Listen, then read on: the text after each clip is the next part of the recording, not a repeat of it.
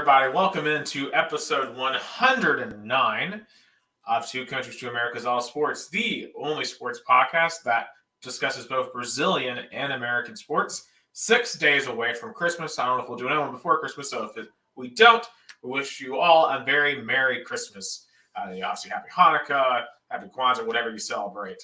Obviously, it is straight up the holiday season. I'm Nick Hill, as always, from Chattanooga, Tennessee, United States. Well, maybe not always. Stay tuned for where I might be from the next episode. But down in Florida, sunny Florida, hopefully, although I know this weekend it wasn't, we have Gustavo Tomazeli, as always, and newly married Dudu Tomazeli, his brother. Guys, how are y'all doing? We're doing great. Again, congratulations, Eduardo Tomazeli, newly wed. Yesterday was his wedding celebration, and happy to be joined by him first time ever on our podcast. Eduardo, thanks for joining us. It's an honor to be here. Thank you, Nick. Thank you, Gustavo. Marriage, big Absolutely. day. And now another big day here at the Two Americas podcast. Absolutely. I mean, what better way to spend your first day as a newlywed than being here with us on the best podcast in the world? And we're going to get right into it here because we got some basketball to talk about. I don't know unless we start with basketball, but we're going to start with it today. Yes, in honor to Eduardo's favorite sport, NBA. So you have to honor the guest. Oh, absolutely. And it's a pretty big night in the NBA because one certain superstar has making his return. He stayed off the Instagram Live long enough to see this day. It's Ja Morant, Memphis Grizzlies superstar. In their absence, the Grizzlies were 6-19. Not very good. They are far behind in the playoff race, and it's not going well for them tonight. They are currently trailing by 17 points to the New Orleans Pelicans at the beginning of the third quarter. Ja Morant himself just having an abysmal return. He only had 7 points at halftime. And, it's obviously going to take him a second to get back up to speed, but they really don't have time to waste. I mean, they got to win every game they can to make any sort of playoff push. Yeah. I mean, when were they in the play-in with the Lakers? Was that last year or that was 2 years ago? They were the 2 seed last year, if I recall. Because remember, the Lakers, when were they in the play-in against the Lakers? Or it was Golden State? That was Golden State, I think. I think Los Angeles had to be Golden State for the play-in last year.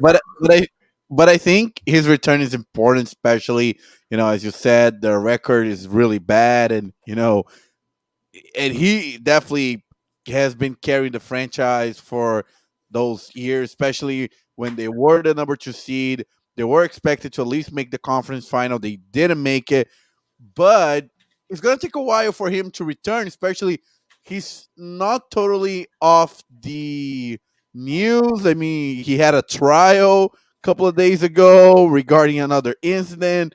So he's going to be distracted, but at least he's allowed to be back in a basketball court, at least NBA court. Yeah, and I mean, even though he's not coming back from an injury, he still needs to get in the rhythm of the game. So it takes time and a lot of distraction still. And yeah, I mean, he must have been going through a loss. Let's say beginning of the season, especially seeing Memphis lose like they have been. I went to a Memphis game around Thanksgiving time to play the Minnesota Timberwolves, and they just got absolutely destroyed by them. So I'm sure they're happy to see him back. And yeah, I mean, hopefully he has a better second half.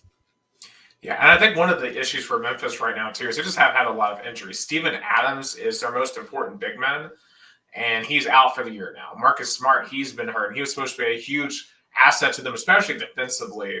And right now, outside of Desmond Bain, and you could argue maybe Jaren Jackson, like the rest of their roster is not a championship-worthy roster. Like, this is not the team that got them the 2 seed last year, that put them in a position to be a championship contender. But, as we saw in that Lakers series, this Grizzlies team, I'd say culturally, it just is too chaotic, too toxic to truly succeed until they get some more veteran guys in there. And they're hoping maybe like a Marcus Smart would be that guy, but can't really be that guy if he's not on the floor. Derrick Rose, he's on the team, but he's not playing a ton right now either. So I just think for Memphis right now, they're nowhere close.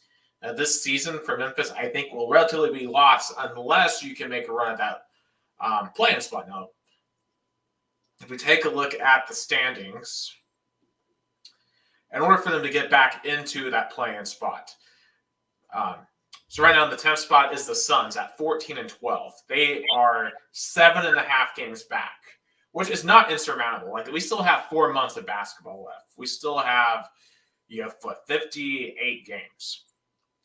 There's a lot of time for Memphis to make a run. But I think there's a lot of really good teams in front of them. You're gonna have to hope a team like the Houston Rockets falls apart. Maybe you're hoping the Jazz fall apart in front of you. I mean, heck, the Warriors. I mean, they're 12-14. They've had a lot of struggles.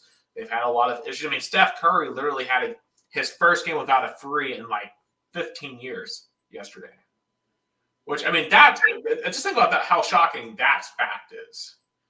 Steph Curry not making a single three a game. And I know we didn't brought this topic up, but since we talk about the Warriors, is the dynasty dead? I mean, we all thought after that 2019 finals loss to Toronto and so many injuries that piled up that fine, Klay Thompson and, Durant got injured and left to Brooklyn. We all thought it was dead, but they came out of nowhere, made good trades, especially got Wiggins, and they got a title. But I guess right now it seems like the main core of this dynasty is really wearing off. You just said Stephen Curry did not make a three in so many years. Damon Green with this indefinite injury, with the indefinite suspension. It feels like this dynasty is finally wearing off. At least it feels for me. Yeah, and now I think Wiggins is on the bench, and Klay Thompson's had a pretty good last 4 games. He seems to be back, but by far one of his best seasons in the last, let's say, probably 8 years in his career. So I think it all depends on the core people. Wiggins got a new contract right after they won. Draymond Green and Klay Thompson, I'm pretty sure last year got their contract extended. And Stephen Curry's on that massive supermax. So if not now, probably never. If they don't come back after, Christmas playing like they have been, I think this is it. And again, 4 titles, I mean, that's getting number 5 is pretty difficult as time has shown. So. Oh, absolutely. I think they need a little bit more from Chris Paul as well. Now, assist-wise, he's racking up 8, 11, 6, and pretty consistent basis. He is cooking from an assist standpoint, 7.4 assists. But I still think he's only averaging 8.5 a game. I think they need just a little bit more from him. But granted, he's not a 3-point shooter necessarily. So it's not like that's the biggest need. They're going to really need Draymond back and to let that whole situation to really get past them. Because as great as a coach as Steve Kerr is, that's still a whole black guy for their team. And that's a black eye for the organization. I think as well, their interior play with Looney and Kuminga, I don't know if that's going to be enough. Because I think when they won their last one, DeMarcus Cousins was a huge part of that. Yeah. Just got his contract with the Taiwan Bear Tigers, something like that. Same team Dwight Howard's playing. So maybe he makes a comeback. Who knows? I mean, he literally got told to learn Chinese, buddy, which is what's hilarious. He literally got memed. But also, in our comments, shout out to our friend Jason Warwick, saying hi. Friend. Yeah, we're gonna be together soon. I mean, you're definitely gonna be in our episode. We all are together, probably in 2024 when we all 3 are together. Oh, absolutely. Very excited for that. But with the Warriors, and it's going to be a fascinating race. The Lakers are only right in front of them at 8. The 2 teams that I really wanted to talk about are are in the East and are on the other side. We got to take it up to the Detroit Pistons for a second. They've lost 24 straight games. If they lose 6 more games, he will set a record for the amount of consecutive losses in a row. I mean, how does this even happen in the Yeah, NBA? and there's nobody even close. I mean, right now, I mean, the closest team that have a losing record is like the Hornets lost 5 straight, and in the West you have the Trailblazers who lost 7 straight. I mean, it's impressive. I mean, and I guess there's no player that you really want to tank now. I mean, Wemby was already drafted.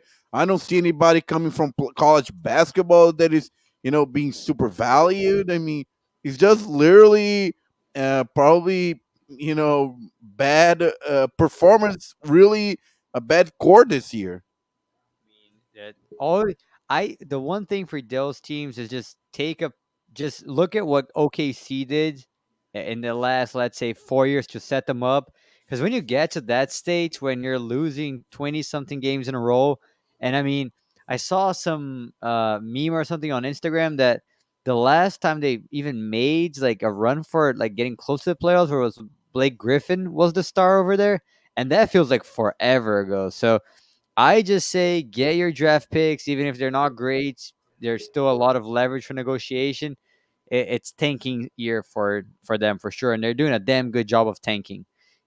All star tanking performance. Yeah, I'll start tanking importance of D. I mean, there's only 2 players on here that are really playing good. And it's Cade Cunningham and Bogdanovich. I mean, and that's it. I mean, Michael Bagley the third, as a rookie, he's not doing awful at 10.2, but you're gonna need more from the big man. He's only averaging 4.7 rebounds. That's not enough. I know a lot of Pistons fans, they are so over Alec Burks. He's only shooting 33%. Taking a lot of ill-advised shots. They're saying they want him to go.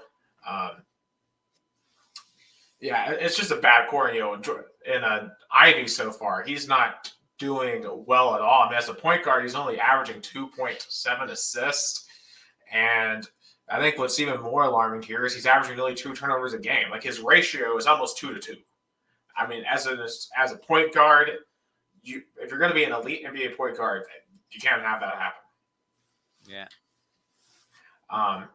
For sure. Yeah, but I think, as my Eduardo said, probably the Pistons are going to try to get a good high pick and maybe leverage with that. I just feel bad for Pistons fans because, they were so used to, titles in the early 90s, then early 2000s, those teams with so toughness and now going bad. Oh, shout out Austin Smith. Thanks for watching our Absolutely. pod and asking what are you think about John Morant's play so far. We are kind of already addressed that in our opening, but he's not doing that well. But again, he's really I will hard say to watch. though, they are doing a lot better here in this third quarter. They're only down 11 now. They've won at 23-15. Morant's up to 15, so I think he's getting his legs back underneath him. And we'll see what happens here. He has 6 assists tonight. He has a plus minus ratio of +2. I mean, he's trying to get it going, and he's on the bench now, but I think he's about to get it back. Or wait, he's going to the locker room? I don't know what's going on. I don't have the audio on, but he's just standing back in the corner. I think he'll be back in. But it's about what you'd expect. But I think if the Grizzlies are going to win this game, he's going to have to take over, like we know he's capable of doing. Yeah, definitely. Absolutely. But shout out Austin. Thank you for watching us. Another team I wanted to briefly talk about, the Wizards. And talk about an unserious team. I mean, the Pistons are the worst team in the NBA. The Wizards are like the most unserious team. And people are calling them the meme team. That Jordan Poole and Guzman combination. When I saw that, I should take some of my gambling instincts more seriously because that one anyone could have seen coming. I mean, you put 2 guys that are, let's say, extreme Hollywood type of individuals in a team with just not a lot going for them, and with Bradley Beal leaving, going to the Suns, and kind of they're already not doing great with just Bradley Beal, that at the time was, in my opinion, an all NBA point guards. I mean, one of the most underrated point guards in the game, averaging almost 30 points, and replacing them with, these two guys. I don't see a lot of good stuff in their future. So they might as well, make a backwards championship with Detroit and see who can tank the hardest. I will say they are more enjoyable to watch than the Pistons. At least they score a lot of points. The problem is they play no defense. They play zero defense, and basically the advice when it comes to the Wizards: always bet the over.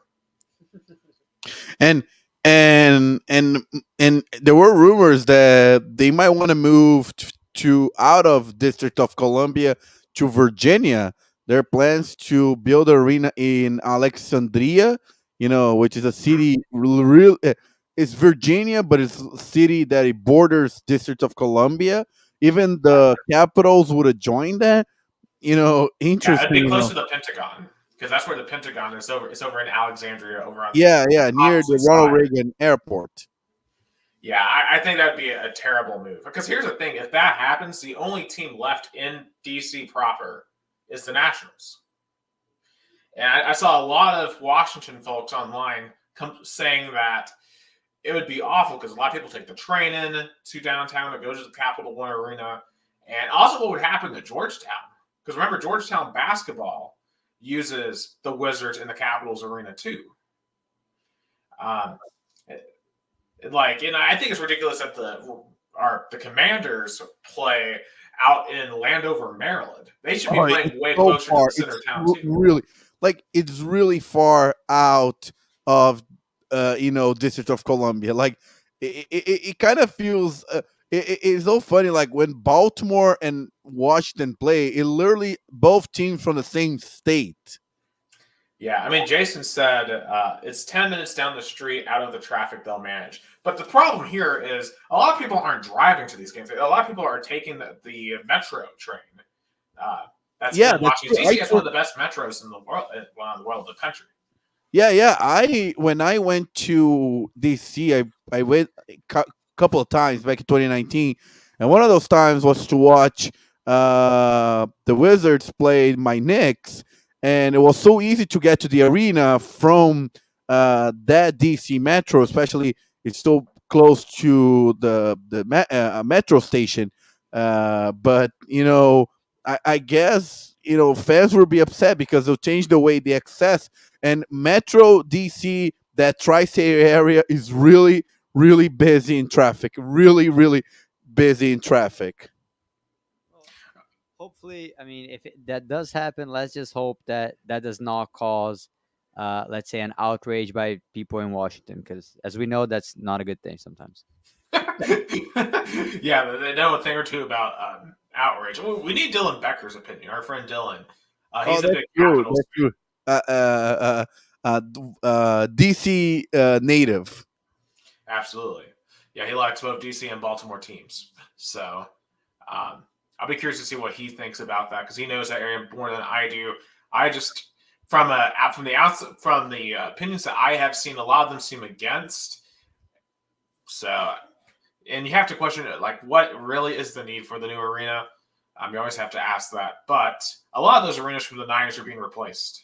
That was a big debate with I mean, since it's two Americas, two countries, there was a big debate whenever Corinthians built their new arena, from Pacana to Arena Corinthians.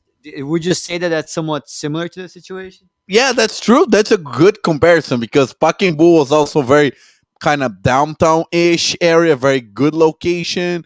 But but similarly, both stadiums were close to a metro, close to a subway station, so that didn't change it. But that's a good comparison. Like when Corinthians changed their stadium from Pacaembu to Neoquímica Arena now, a lot of folks that lived in downtown Sao Paulo and south and west area weren't happy about it because they would have to literally drive 30, 40, even like almost an hour to get to Corinthian Stadium. So maybe some fans of the Capitals and Wizard will be happy and be closer to the arena. Others probably weren't will be as happy. Absolutely, because I mean, all the teams I root for, all their stadiums are right in downtown. I mean, including our college team, right? Like Neyland Stadium's right in downtown Knoxville, and it's like taking the Neyland Stadium and putting it in Farragut. You know, like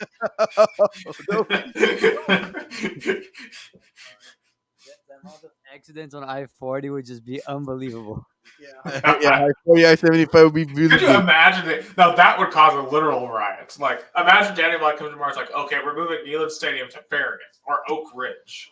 Oh, I mean, they would have to find definitely it would be harder to throw a foot the goalpost down a river in Farragut. I don't know if there's a river right next to in the I area. think the Tennessee, a creek. the There's Rapid a Disco creek. over there. There's a creek. Yeah. There you go. Turkey Creek, yeah. There you go. Next goalpost goes down Turkey Creek. Nick called. Yeah, you're going to throw it into the Target out there or the Walmart or into the shopping mall. But yeah, it's going to be fascinating to see if that one works. Of course, obviously, Nashville, the Titans, they're building a new football stadium right now. The new Nissan Stadium. Nissan Stadium, the sequel. Since they literally called it the same name. So, anyway, at least it'll be a dome so you don't have to sit outside in 90-degree heat anymore. Although some people will say that's football weather. And I guess the question I wanted to ask about these bad teams, the Pistons and the Wizards, is there enough play damaging the NBA brand to some extent? I feel like the conversation with the NBA right now, a lot of it is centering around these really, really bad teams and not focusing on the teams that are more at the top. You know, like people are more. I guess my question is: are people more transfixed by the bad teams than they are the really good ones? It's because the really good ones right now are like what everybody expected, and we had this debate so many times, Nick. The NBA and college basketball is what it matters is the playoff time. For college basketball, it's March. For NBA, it's April and May. So you don't seem to value good performance in the regular season because good teams are always going to be steady and make the playoffs, but bad teams, they are going to take more of the spotlight in the regular season because that's what people are going to discuss, because the good teams now, for example, is what everybody expects. Like in the East, Celtics, Bucks, 76ers, everybody expected. Maybe the Magic is a little bit on top. I wasn't expecting that. But also in the West, you have the Timberwolves and the Nuggets. I mean, the Thunder, surprising. Kings, they're being steady. So at least for me, the regular season, that's why the bad teams take more spotlight, because the good teams, people expect them to see the perform in the playoffs. Absolutely. And another team I want to shout out to, the Orlando Magic right now. 16-9 would be the 4 seed. I mean, Pablo Banchero, he's turning into a star out there. 21 points a game. Of course, you got Franz Wagner with 20 points. I mean, very impressive. But I feel like sometimes performance, because I mean the Spurs obviously with Wemby's draft pick, like they're getting a lot of news coverage and obviously drawing a lot of attention to their games, even if they're doing terrible. So I feel like the NBA sometimes, I mean, I'm not the biggest football fan, but the NBA feels a lot more player driven than the NFL. Because I feel like, yeah, I mean, there's some great performance going on. I know the 49er, the Purdy quarterback, he's killing it. Like we talked about the Ravens at the beginning, but you kind of want to watch the whole thing. Like very rarely do I turn on, to watch the NFL to watch one singular player. And the NBA is, I mean, I was watching the Spurs. If Wemby's on, I'm watching. If they take him out, I go grab a beer or something. I don't care. But yeah, but I don't know. Detroit, I don't know how much time I've spent watching them. But like I said, I'm sure if they drafted, let's say, a hyped rookie, their ratings would go right back up. I mean, you're completely right about that too. Because I mean, like, think about NBA. People don't debate like all-time teams. They debate, LeBron versus Jordan. Like you got LeBron stands. You have Giannis fans. You have Wemby fans. Like you have fans of players more than you have fans of teams. Yeah, the NBA is a sport where I don't feel compelled to like have a favorite team. Yeah, and basically the locals like their team because you root for New York, you root for Orlando, you root for Philadelphia. But outside of that, like people tend to be focusing on the star. Like in the NFL, like we debate the teams because is a is a more collective sport. But and we're definitely going to talk about their argument. The NFL is even taking over some space and some grounds than the NBA dominated for years. Absolutely. And I want to get into. Oh, go ahead. But before we just start continue, Eduardo. I have to depart. Nick, it's been a pleasure. Gustavo, a pleasure. Pleasure. All right, guys. Nick, if I don't talk to you, safe trip to Florida. Goodbye. Absolutely, man. Safe trips to you as well. And you feel free to join anytime. Oh, thank you. Yeah, that Absolutely. was Eduardo Tomazeli, newlywed, joining our Two Countries to America's All Sports podcast. Absolutely. It was great to get a lot of NBA discussion there. I feel like we haven't talked about it a lot, but I mean, that's just kind of the problem is there's just this time of year is so busy with other sports that the NBA gets kind of crowded to the side. But next Monday is Christmas Day, and that means it is NBA Christmas. Now, the problem for the NFL is the NFL has also decided they want a piece of the pie when it comes to Christmas Day. They say, you know what, NBA, this is no longer your day. This is now our day too. And you'll have to kind of, let's kind of like compare the NBA's and the NFL's Christmas lineups.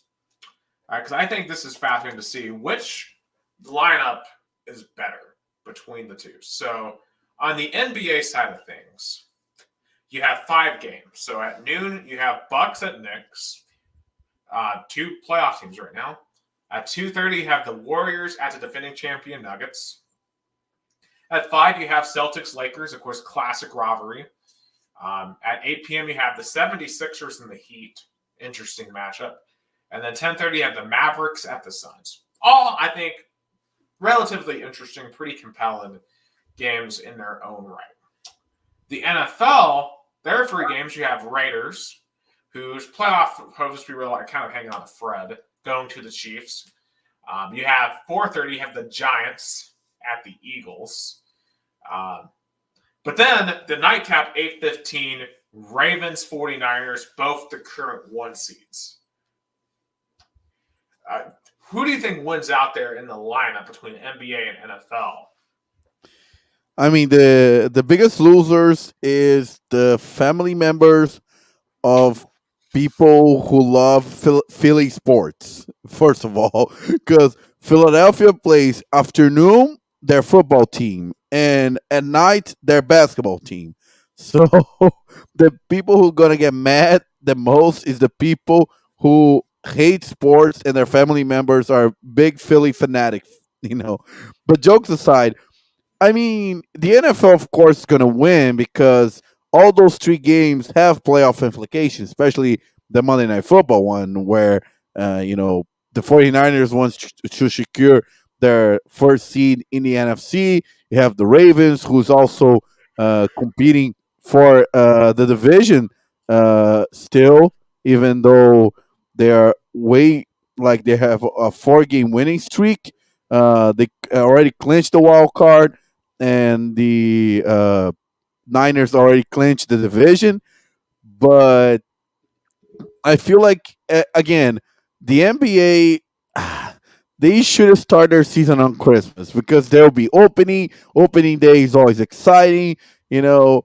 But now, Christmas Day was just I feel like another day, and the NFL was just like hold my beer. I'm taking over because it's a holiday and it's literally in the most crucial time in my sport. That's the thing. Like the NFL is do or die games, and the NBA is still games that even players don't value anymore as in the past.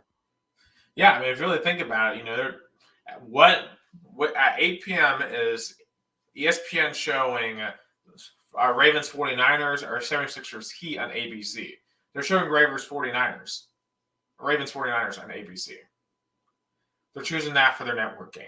Like, that just goes to show you right there, they're valuing NFL over the NBA. Yeah. Like, literally.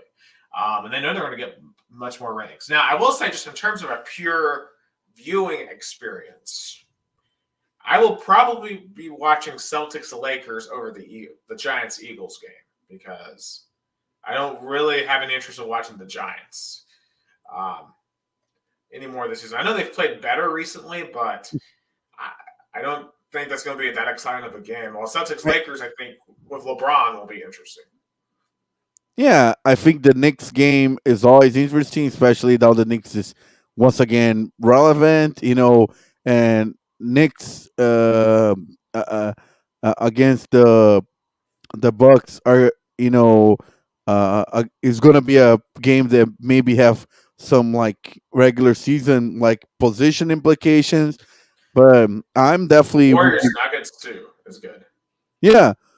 I mean, those games were good, but the NFL have way more implications. Way more implications. I mean, I just really hope that Multiview is doing, or YouTube TV is doing Multiview on Monday. that would be a good thing too. Yeah, absolutely, because that would be a good day to do it. I do want to pick the NBA games on Christmas Day. Just the 5 games. Who do we think wins? First, Bucks, Knicks, in Madison Square Garden. I'll definitely pick my New York Knicks. I'm going to take the Milwaukee Bucks. At 2:30, the Warriors at the Nuggets in Denver. Give me Denver. The Golden State Warriors, as we talked earlier. They're not having their best season, and I think the Nuggets wanna just show why they are the current champions. I'll take the Nuggets as well. 5 p.m. at Crypto.com Arena. There's always the Staples Center to be. Celtics at the Lakers. Give me the Lakers. They just won the playing tournament, and they really need to make a push to the playoffs. Yeah, I'll take the Lakers as well. 8 p.m. Philadelphia 76ers at the Miami Heat in the Kaisia Center. Oh, down here in South Florida, give me the Miami Heat. I'll take the Miami Heat as well. I think 76ers are padding their record with bad ones. Like literally 4 out of the last 5 games was to either the Pistons or the Wizards. So they're just racking up wins against bad teams right now. And then out in Phoenix, the Dallas Mavericks at the Phoenix Suns. Give me Dallas. Yep, I'll take Dallas as well. Phoenix might not make the playoffs this year. There's a chance. They're not that impressive to me. I mean, that's why they need to. They really need to win this game. Oh, for sure. All right, over to the other sport we're just kind of briefly talking about. The NFL, because a lot happened this week in Week 15, the fourth to last week in the regular season, and a lot happened. A lot happened. Let's start with what we kind of thought was eventually going to happen. The Los Angeles Chargers finally firing Brandon Staley. They were down 42-0 on Thursday night to the Raiders. Lost 63-21. One of the worst beatdowns in NFL history to a team with Aiden O'Connell as their quarterback. Wow, what a disaster for the Los Angeles Chargers. Yeah, that was inevitable. I think the Chargers front office felt they had to fire Brandon Staley and even fired their GM for such a poor performance. And I mean, this was bound to happen. We saw, Brandon Staley defending somehow their defense, like saying he was calling the plays and, arguing that the defense weren't as bad as we all saw against the Raiders game. That's definitely the case. Their defense is really bad. And I just feel bad for Justin Herbert. I mean, I really feel bad for the guy. He definitely has the talent, but he's kind of. I kind of compare him to Matthew Stafford, because Stafford stayed in the messy, dysfunctional Detroit for almost like more than a decade before going to the Rams and finally getting a ring. maybe that will be the case for Herbert. I could see that happening. The Chargers, though, they really, really need to get this hire right. If I'm them, I'm calling Jim Harbaugh after the Rose Bowl and like, hey, how much do you want? How much do you want? Because I'm that's the dream hire for me. I don't know who the next guy is for Los Angeles. Yeah, I think they have to make a push for Jim Harbaugh. He's definitely the hottest coach. I mean, good God, his team is winning even when he's not on the sideline. So he's definitely is the hottest coaching hire right now. They never need to make a push. I mean, and to think about it, he succeeded a lot in California. Look what he did it to San Diego and Stanford in college football and to the 49ers in the NFL. So, I if mean, think about he took Colin Kaepernick to the Super Bowl. yeah, yeah. So he fits right in to the California kind of, you know, and what a better coach to revamp a dysfunctional team in California than to Jim Harbaugh. The Chargers really to make a push. They like to say, the Spanos cannot go cheap on that. Get your checkbooks, or you're going to be running coach after coach. Yep. Yeah, exactly. Now, if you're Jim Harbaugh, though, would you want to go to that dysfunctional organization? That's the question. But I guess the question for him is, does he think that he's about to get in trouble in Michigan? Yeah, that's what I was going to say. Like, maybe you know, the if I am the Chargers, the biggest help in their case is the NCAA with all this investigation, Stein stealing. Maybe if especially if Michigan wins the Natty, Jim Harbaugh said mission accomplished.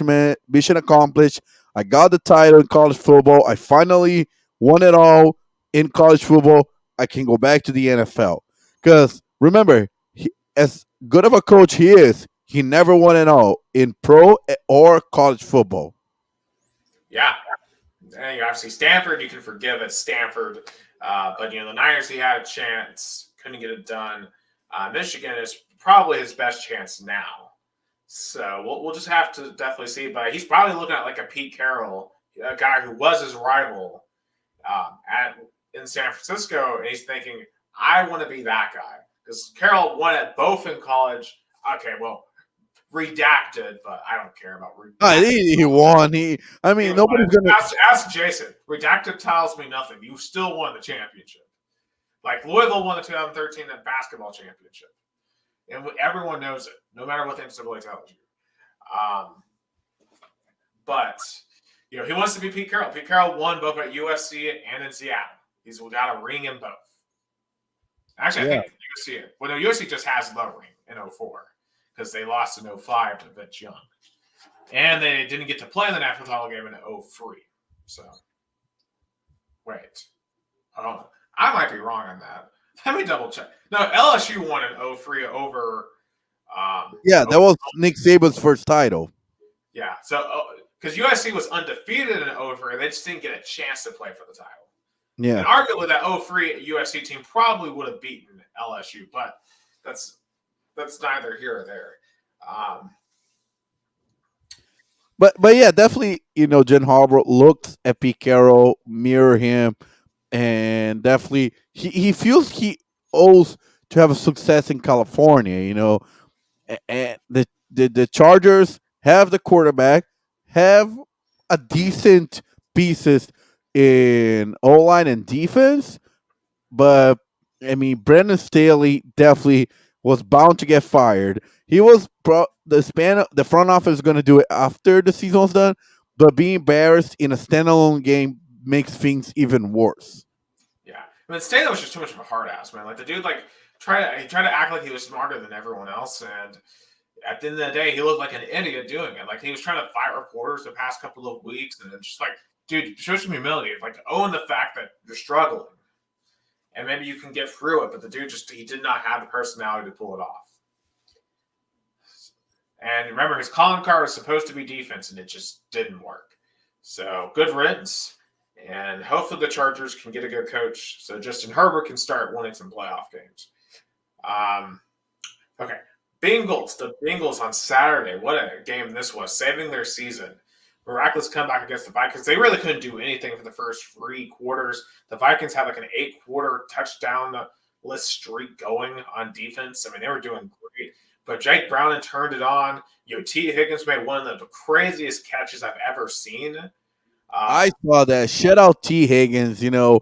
I watch him play in Oak Ridge High School. I watch him play live. I watch him even. He lost to private school of Knoxville where he played for Oak Ridge, and I remember watching him, and I never would have thought he'd be a NFL superstar. Oh, for sure. Yeah, but that win for the Bengals was just huge. I mean, that saved their playoff chances. They're right now in the playoffs at 8-6. I believe now they'd be the 6th seed. And for the Vikings, they're now firmly in playoff trouble. And I think with their quarterback situation, there's a chance they miss it completely.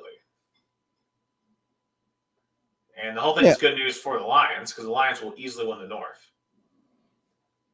Yeah, I think the Lions going to take NFC North. And out of nowhere, the Green Bay Packers are also in this playoff hunt. Nobody's talking about Green Bay. Green Bay is going to get in, I feel like. Well, they need to stop losing games like they did the last week to the Giants. Otherwise, they would 100% would be in.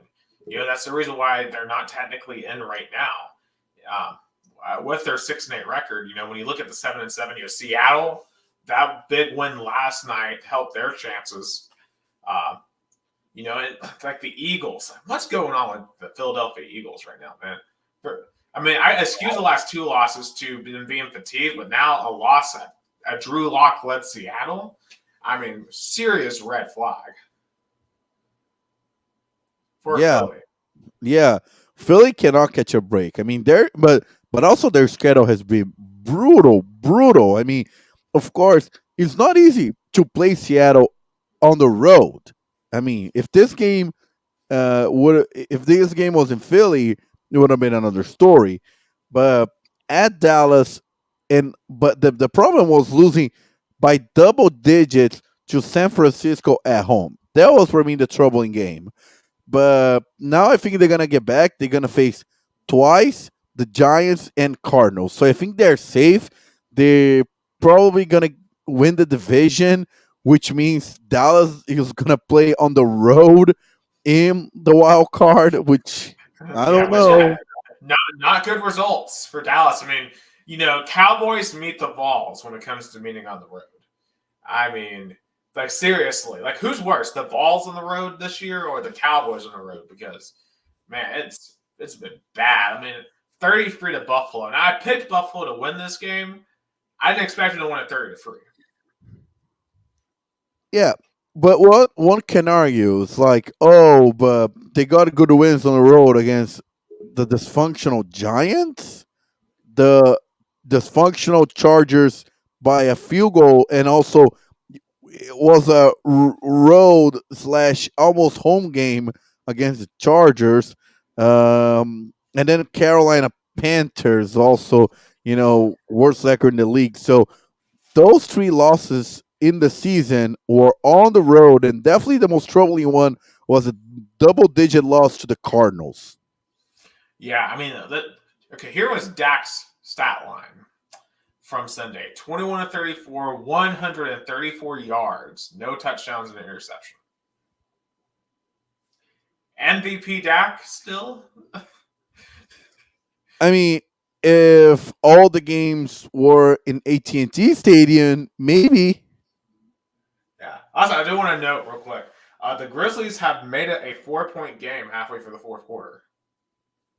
So John Morant trying to lead a comeback in his season debut, which would be an insane tournament miss because he's playing really good right now. He just turned it over though. So there is that. But anyway, back on Dallas. I think to me, obviously outside of Dak's performance and the offense not doing anything, they gave up 266 yards of rushing. on Sunday. And Josh Allen didn't even throw for 100 yards in this game. Buffalo just pounded the rock. They ran for 266 yards. James Cook had 179 yards rushing, and additionally 42 yards receiving in this game. They didn't have to pass to win. And, like, if you think about, like, the 49ers have the best running back in the league. If Dallas can't stop the run, they're cooked. Yeah, definitely. Yeah, I just resumed a pun there. They were literally cooked by James Cook on Sunday. But yeah, just a horrific result for the Dallas Cowboys. Speaking of another contender, the Chiefs. I mean, the Chiefs won against the Patriots, but I think the conversation right now is a lot of it's about Kadarius Toney. Kadarius Toney has had a horrible season. Remember he had a drop early against the Detroit Lions in week 1 that cost him that game. Last week he lined up offsides, cost him again against the Bills. This past week he had a ball that he had in his hands. He catches it, he just fumbles it around, pops back up, and ends up as an interception for the Patriots. And you can see Patrick Mahomes on the sideline saying, I am bleeping done with him. I am done with him. I'm not throwing him the ball anymore. And some people are wondering, should Andy Reid and the Chiefs bench him? Because I think he is handicapping that offense right now. I mean, I know he's a superstar talent, but that's what happens when you get a contract like that. Patrick Mahomes have to understand that, when NFL teams spend in one player, they have to save in other positions. So when they had those runs in the AFC Championship, Super Bowl title, and the Super Bowl run, his contract wasn't that big of a cap hit that it is right now. Okay, so I just pulled up his log, okay? Do you want to guess in the last 5 games for Kadarius Toney? What is the most amount of yards he's had in any one of those games?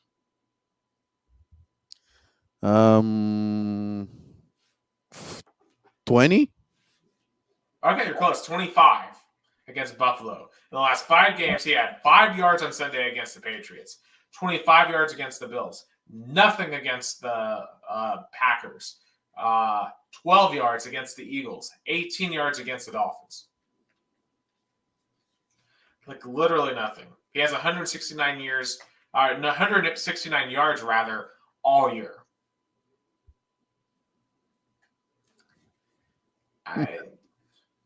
He's openly cost him at least 2 games.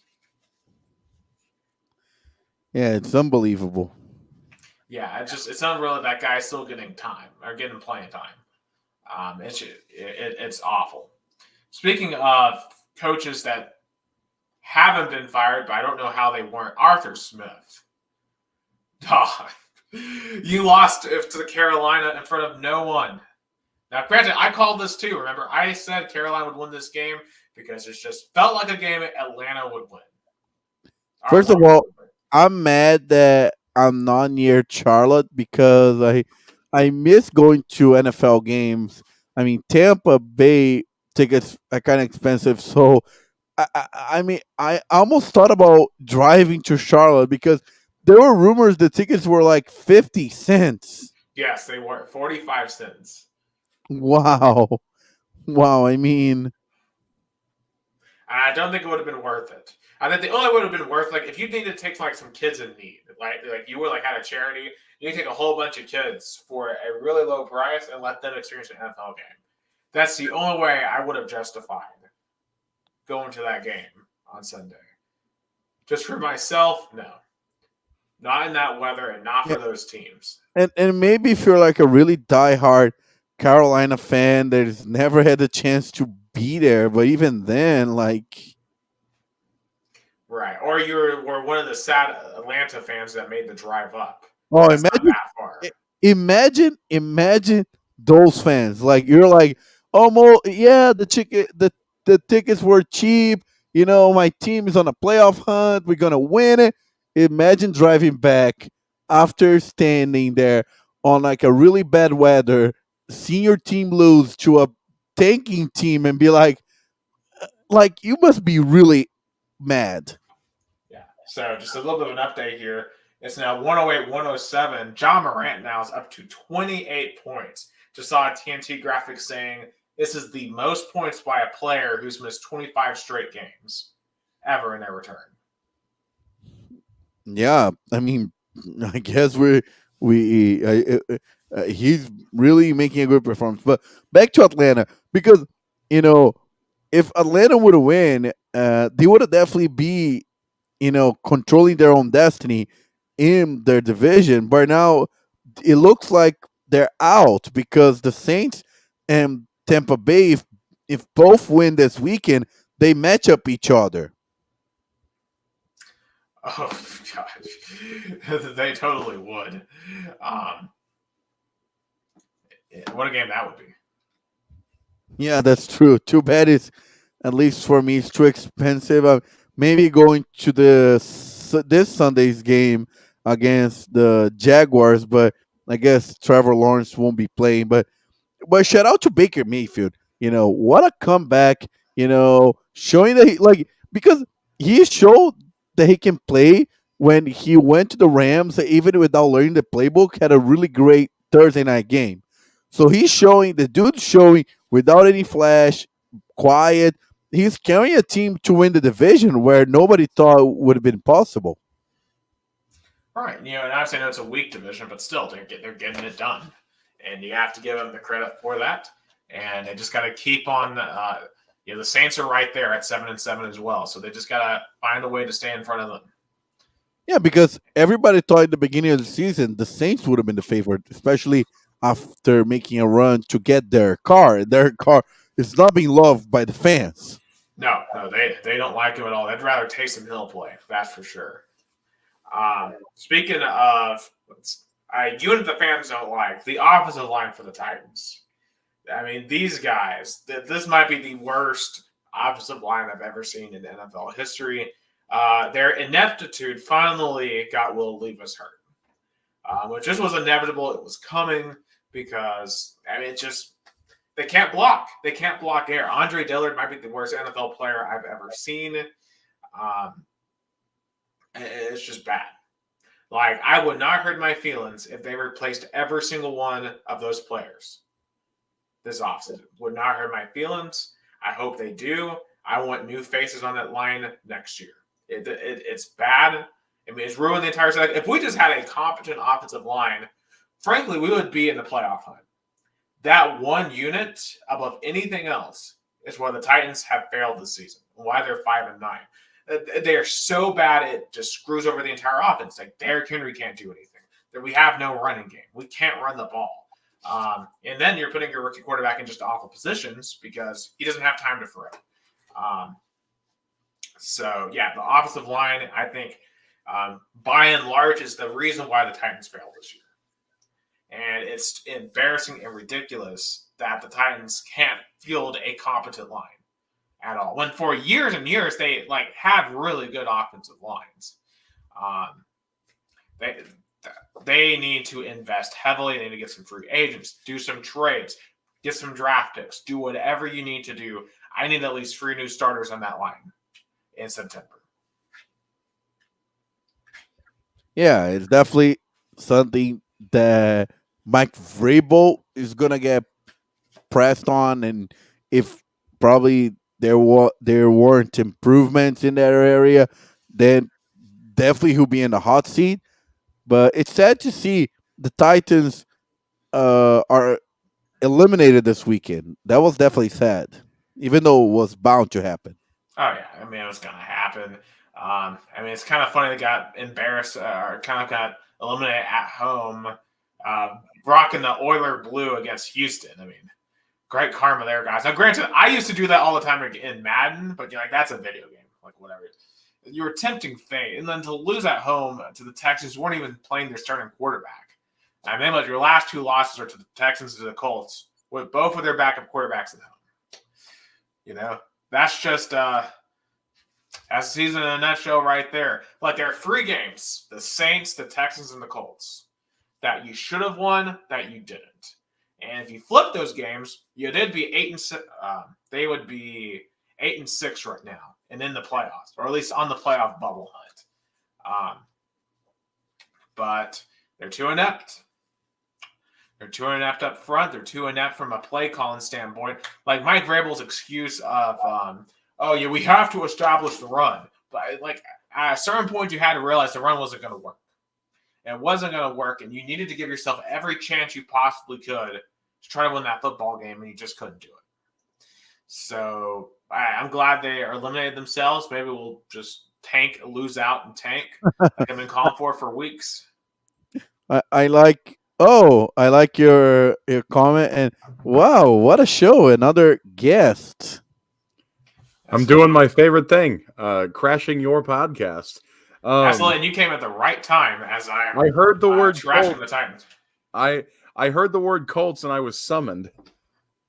Absolutely, because actually I was going to go to AFC South next for sure. Aaron Young has joined our comment section saying a terrible organization doing what a terrible organization does, lose games that matter. You know what they really like doing more than that is trading away their best players to the Philadelphia Eagles. That's what they love doing more than that. We are the Philadelphia Eagles farm team after all. Although the Eagles have not done well since they got Kevin Byard. I think he misses the 6-1-5.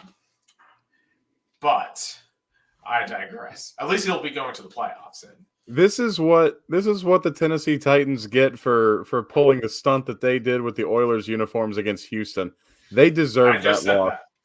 Yeah, we need to give it back. That's a trashy move from a trashy organization to just try to flaunt that. Just change it back or give it back. It's really that simple. But for sure, it sounds like there's a curse. I think there's a curse over the franchise until we do that. It's like dancing on a burger mountain. Well, maybe it's better that they hold it hostage then.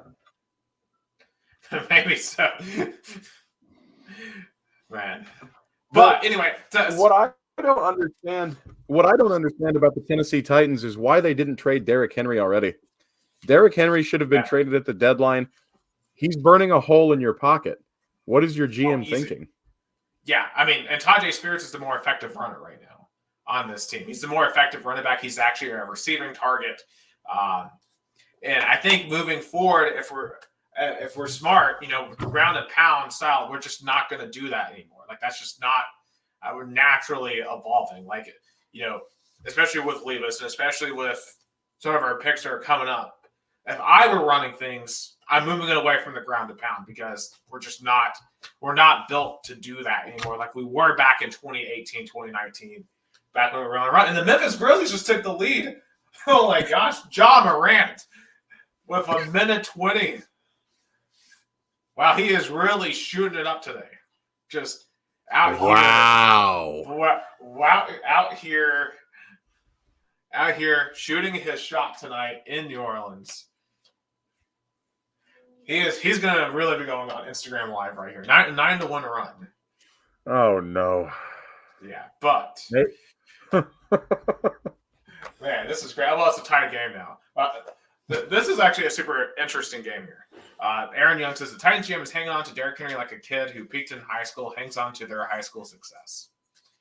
That's very true. I mean, we should have been getting more picks. Maybe get another offensive line. Like with this offensive line, Derrick Henry cannot be successful. Like with this line, you can't.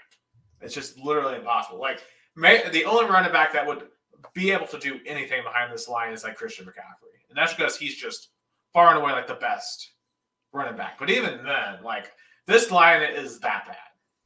The problem with Derrick Henry is he runs outside zone better than just about anybody I've ever seen, but outside of outside zone run, he's painfully average. It's also fair. Right. So it's an evidence. And also, I think another question, the last thing I wanted to Titans, with Levis, do you sit him the rest of the year? Because I know he's injured and he might be able to go this week. But with this line, do you just save him the rest of the season and try not to risk like a career-ending injury, not career injury, but like a further aggravated injury and just like get him ready in the off season? Because yeah. Or do you try to get the game experience here? Because obviously you want to get every game you can, especially with a rookie quarterback. But I think Vrabel saw enough to give him a starting role next season. I mean, why would risk, you know, uh, kind of push even more and have the risk to have more injuries? A player that definitely show signs that he can be the future of the franchise. And plus, if you roll out number 17, then I have zero reason to watch any of the remaining games. So, I'm definitely would be all for that, and to an extent. Obviously, if he's healthy enough, then you have to think about it. But if Ryan Tannehill touches the field at all next year, the fans should riot. Yeah, I mean, absolutely. Now, obviously, if Levis is hurt this week, then I think you got to roll with Tannehill just because he is. Well, yeah, if he's hurt, there. You can't put him out there. But if he's not hurt, if he is healthy, now if he can play but he's still kind of hurt, hold him out. But if he is 100% healthy for the next couple of weeks, you need to put him out there instead of just resting him for the rest of the year. You got to get him that game experience, even if you're just running almost exclusively out of the shotgun. To give him an extra step, you have to give him some game reps because he's not going to develop otherwise. I understand developing in the offseason, and that's wonderful, but there's nothing quite like game reps. And with a guy like Will Levis, everybody says, okay, well, he has the arm talent. He shows flashes. The problem is always that he's not consistent. He has never shown consistency at any level. And when he doesn't have a run game to bail him out, dude, John just wanted the buzzer. John just wanted the buzzer. You've got to be kidding me. In his comeback, in his season debut, wow. John Morant wins off the buzzer 115-113. Holy cow. Keep that man away from his cell phone tonight. Yeah, take the cell phone away. Please take the cell phone away. Oh, yeah, away. That's what you should take away from him. Okay. The cell phone is the problem. Okay, well, take away the guns and the cell phones. Now, regarding Will Levis, I think you have to put him out there because there's no experience like game experience, and when he is showing the inconsistency that he's shown this far, and he doesn't have a strong running game to bail him out, he has to be able to manage that game. He is the complete opposite of a game manager. He is he's one of those guys where he wants to be Brett Favre, but he doesn't know how to be. He doesn't know how to select, like, strategically what he's going to do, because he'll make a great throw because he's got arm talent, and then he'll go out and do some stupid shit that makes no sense, and then it leaves you wondering what in the world he's thinking. He just makes bonehead play after bonehead play, and he'll turn around and he'll make a good play. And he's like an abusive ex-girlfriend because he'll make you think, oh, well, he's changed, and then go right back to what he did before. And all right, so as a Titans fan, okay, it's kind of interesting because, we were talking about this the other day, and you're right, there's an era. A lot of this is just he's the new guy on the block, right? And this year has played better than Tannehill because Tannehill only had like 2 touchdowns in 4 games. It was unwatchable football with Ryan Tannehill this season. And Will Levis, for me as a Titans fan, has made this season watchable to an extent because there was nothing to really be excited about until he stepped out there and actually struggled. Because up until I saw him play, like, I thought he was just going to be objectively just completely terrible. I thought he was going to be a complete bust because I hated the pick. I hated that we picked him over Hendon Hooker. And it took me a long time to even be like, okay, I'll give the guy a chance. But, I have been pleasantly surprised with what I've seen. Now, yes, he does make a lot of mistakes, but he is a rookie. And I'm like, okay, he's not going to go out there and play perfect every week. He's going to make mistakes. He is a rookie. A lot of rookies go out there and make a lot of mistakes. We'll see what he looks like by the end of next year, right? Like, if he's still going out there and making a lot of the bonehead plays, then, we might have an issue here. But, because you compare to maybe like his absolute peak, right? Like, let's say everything goes right for him and he develops as good as he can. Maybe he can be like a Brett Favre-esque type where he's going to be like a gunslinger who's going to make a ton of mistakes no matter what. But, we'll have the arm talent to make you more plays than he makes mistakes. I mean, I think that he can do that. The problem is he has never shown consistency at any level. And I think that, he's just the new flashy toy in the Titans offense. It's not so long ago, about 4 years ago, Ryan Tannehill was the same thing. And then everybody realized, okay, this is how this guy is in the offense. This is what his tendencies are. We have film on him. We're able to pick up what we think he's going to do and game plan for it. And Aaron in the comments makes a great point. How much of his success is based on teams having very limited film of him? I think that has a lot to do with it. And you're going to have that learning curve, and he's going to have to be able to adapt. And to this point, he hasn't shown any signs, to me at least, that he has been able to adapt at any level that he's played at, because consistently at Kentucky, when he was playing, he was bailed out by Chris Rodriguez a lot, because Chris Rodriguez was one of the best running backs in the SEC. And he had some playmakers, but he constantly turned the ball over, and he put the Kentucky Wildcats in bad positions a lot.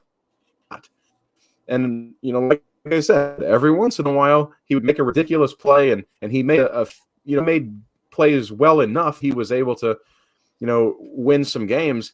But, I mean, Kentucky played a cupcake schedule. They got whooped by most of the SEC schools on their schedule. And their offense didn't look like moving the ball in his hands. And that's a problem. If I'm the Tennessee Titans, I have to think, okay, I got to get somebody to develop this guy, to teach him how to play the quarterback position, because I think he's clueless. I don't know what about him makes these bonehead plays make sense, or if he's just trying to do too much and play hero ball, but he has to settle down. And until he does that, he's going to keep making the same mistakes over and over again, like he did at Kentucky and like he did UConn, I think, before that, or Penn State, one of those two schools, wherever he went before that. And so he's just one of those guys that you have to go in and get a good quarterback developing coach and work with him and hope for the best. Absolutely, this is why I've been calling for Vrabel's head for weeks. And I don't know if we're going to fire Vrabel or not. I kind of get the sense that we're probably not going to, which I feel like if we're going to commit to Levis being the guy, I feel like you're right. We're going to have to go find a quarterback coach. I don't know if Vrabel being the man in charge is going to be the best conducive environment to this. And if you had Jim Harbaugh, I would believe in Will Levis. But aside from a guy like, go to Los Angeles. I mean, aside from a guy like Jim Harbaugh coming in, I have a hard time believing that Will Levis is going to develop into even a serviceable level starting quarterback long term. And it's not because I hate Kentucky, and it's not because I hate the Titans. That's an objective thing where he has never shown me the consistency that he needs to be able to play at this level. And he got by in college, but without Derrick Henry probably next year, without a good O-line, without a number one wide receiver, because your number one is now in Philadelphia, without all of those things, that's not exactly conducive to success, even for somebody like an Andrew Luck type or a Trevor Lawrence type, that's highly touted as pro ready. That's not conducive to success. And then Will Levis is not even pro ready. He's a project. And he's always been a project. Yeah. Also, in terms of projects, though, I think he has played. Because I feel like when you talk about like pro ready versus project, I think a lot of people, like, for example, like we look at like a Bryce Young. Like a lot of people saw Bryce Young as like pro ready, but like he hasn't looked good this year, like at all. And granted, I think a lot of that is his situation in Carolina. Carolina just has nothing. Meanwhile, CJ Stroud, people are like, is he really pro ready or not? And he went out and has been incredible.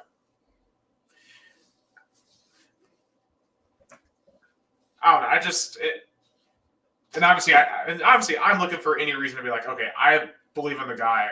I want this to happen because like I would love to be 100% proven wrong that was a good pick because because obviously I think a lot of us were like, yeah, this is terrible. What are we doing? When we made that decision to trade up for him early in the second round. So, I mean, I feel like Will Levis definitely should be the starter next year. I definitely agree with Aaron Young that if Ryan Tannehill touches the field at all next year, Titans fans should riot because Will Levis show competence, show that is he gonna succeed? I don't know. I don't think we have enough evidence. And another good comment by Aaron Young is like how much of his success is based on teams have very limited film on him. Yeah. So I guess that's what two things Vrabel really needs to work in the offseason to keep his job. Make Will Levis a competent quarterback and work in the O line. If those two things fail, then it's on him. well, we need another more receivers too. Because I mean, DeAndre Hopkins has certainly reemerged with Levis. I think really, really good quarterbacks make their playmakers around them play better. And clearly, DeAndre Hopkins, for one, has played very well since Levis has taken over as quarterback. Now, he's not quite A.J. Brown, of course, but he's still playing on a really good level. We're going to need to get another wide receiver, like someone who can be a wide receiver too. I think at the range we're going to be drafting, your Marvin Harrison Jr. is going to be off the board, more than likely. So I think your choices are going to be, you might have Brock Bowers fall to you. Maybe. Not a guarantee. But I think Malik Neighbors is going to be there from LSU. I think Malik Neighbors, all the praise was on Jaden Daniels for his performance this year. Of course, he was the I guess could you let Jason back in? He said he got kicked out. And okay, he's back in. But I think, obviously you got to go either offensive line in the first round or go for like a Malik Neighbors. And I think, that could help spread things out a little bit and leave us another deep threat. And, I think the one point that I agree with, but in a way I kind of am okay with, the bonehead plays, the aggressiveness. Look, from an aesthetic level, I love quarterbacks that are willing to throw it downfield. That are willing to be aggressive. That we're not just check down artists, because that to me is boring. Like I want it to be like when it comes to NFL, I want to be entertained. Like I want guys who can throw it downfield, and Levis is that guy. But obviously, in terms of long-term success, he's going to have to learn how to check down. Right? Like that's just to make the routine throws over and over again. That determines your success or your failure. And I think that that will go a long way when it comes to Levis. But he isn't going to be able to do any of this if he's not able to stand back there and throw the football.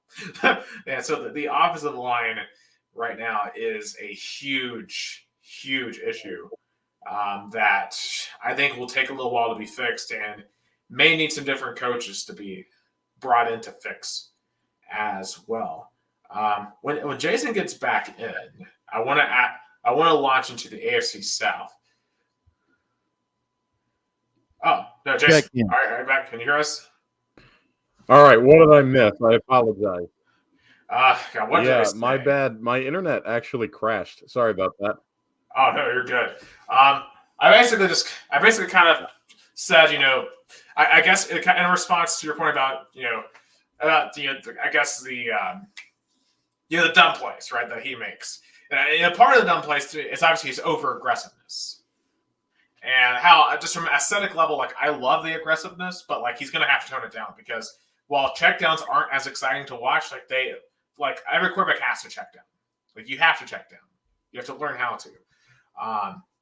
And I think ultimately we're going to have to get some different coaches in here to do that, especially offense. Like, Tim Kelly is not going to be the guy on the OC to develop. We'll leave us if you're going to do it well. And then I said, I touched on the draft where we are. I think either if Malik Neighbors is there, I think you jump for him, or you get an offensive lineman. your first round pick. That's kind of what I want the Titans to do. Depending on what you get otherwise. For Have to go O-line. I don't think there's any doubt. Yeah. Anyway, but since you're here, Jason, I think you have to draft O-line. I don't think you have a choice, really. You would love to have. Go ahead. Go ahead. He might be having more internet issues. Yeah, I feel like he's having more internet issues.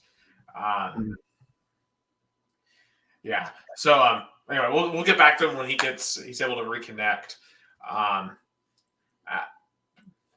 Yeah. Aaron says you have to protect your starting quarterback. Yeah, I mean that's a smart choice. You have to go O-line. Yeah, that's true. Like the O-line is definitely something Vrabel needs to address, and and again, to my point, if he's not able to fix that, probably he's not going to have a job. Absolutely. Okay, I think we might have Jason back finally. Yeah, I'm sorry. That was that internet was giving me an aneurysm. I think you have to draft O-line. I don't think you have a choice. Malik Neighbors would be great. Some sort of weapon would be great. But I remember a young quarterback that was given nothing but weapons and no O-line a while back, and it didn't turn out very well for him because he kept getting killed. The weapons don't matter if you can't keep your quarterback upright because he's not going to be on the field for very long. And so I think the Titans have to go O-line first, and I frankly don't think it's an option. I think you have to make it happen. Draft the best O-lineman that you can get while reasonably, moving up or wherever you're picking at. Whoever you can get, you got to take the O-lineman. You have to keep your quarterback upright because the entire offense is worthless if your quarterback is hurt. Absolutely. And I guess part of me, I'm saying about the excitement of it, but like at the same time, you're right. We need an offensive lineman. I am definitely more than willing to be talked to. Think about Andrew Luck.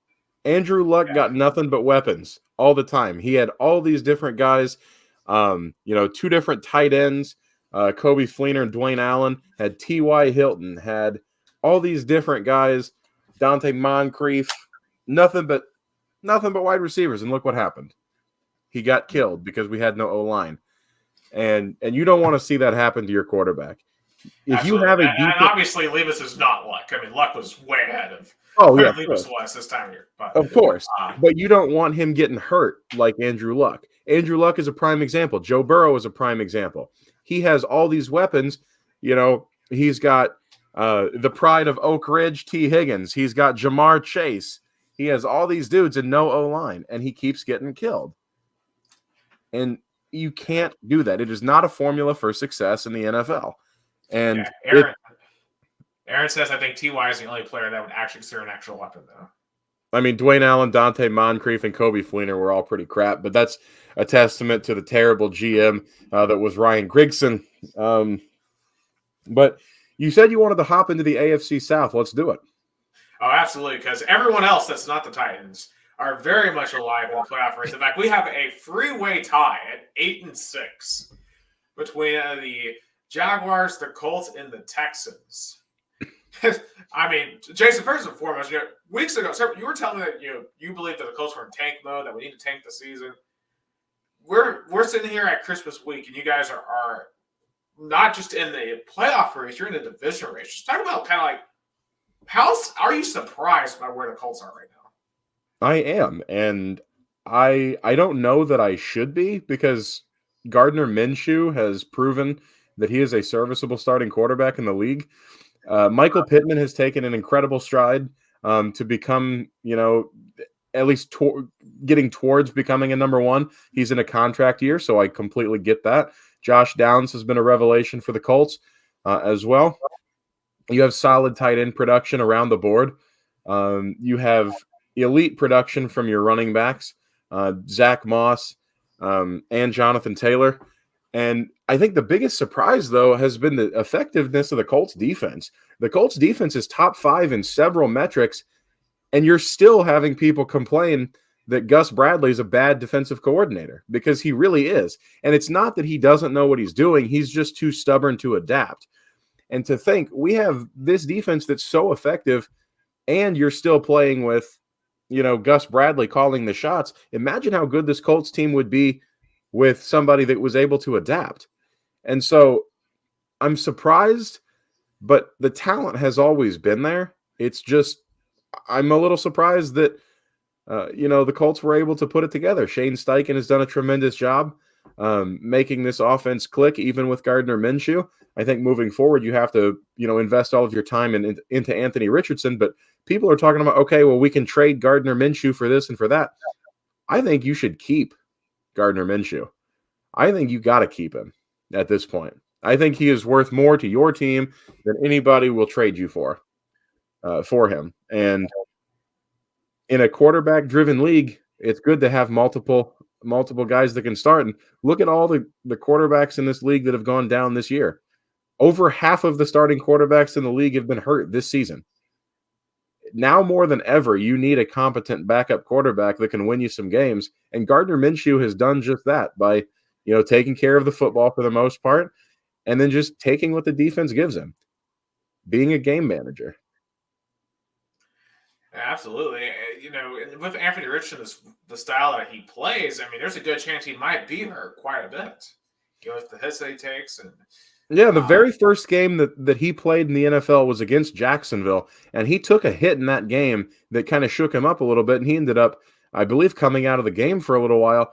And Trevor Lawrence, after the game, told him, dude, this isn't college. You got to stop getting hit. You gotta avoid hits. And I don't think the message had really sunken in yet by the time he was out for the season.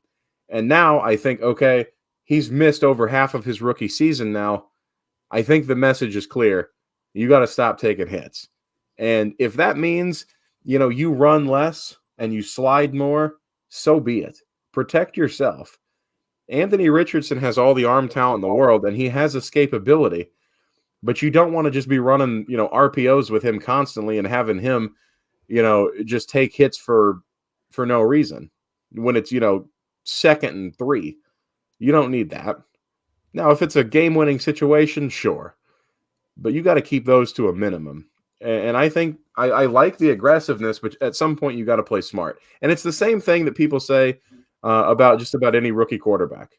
And I think C.J. Stroud has done a pretty good job of starting to limit his hits. A guy like Will Levis needs to learn how to quit taking hits.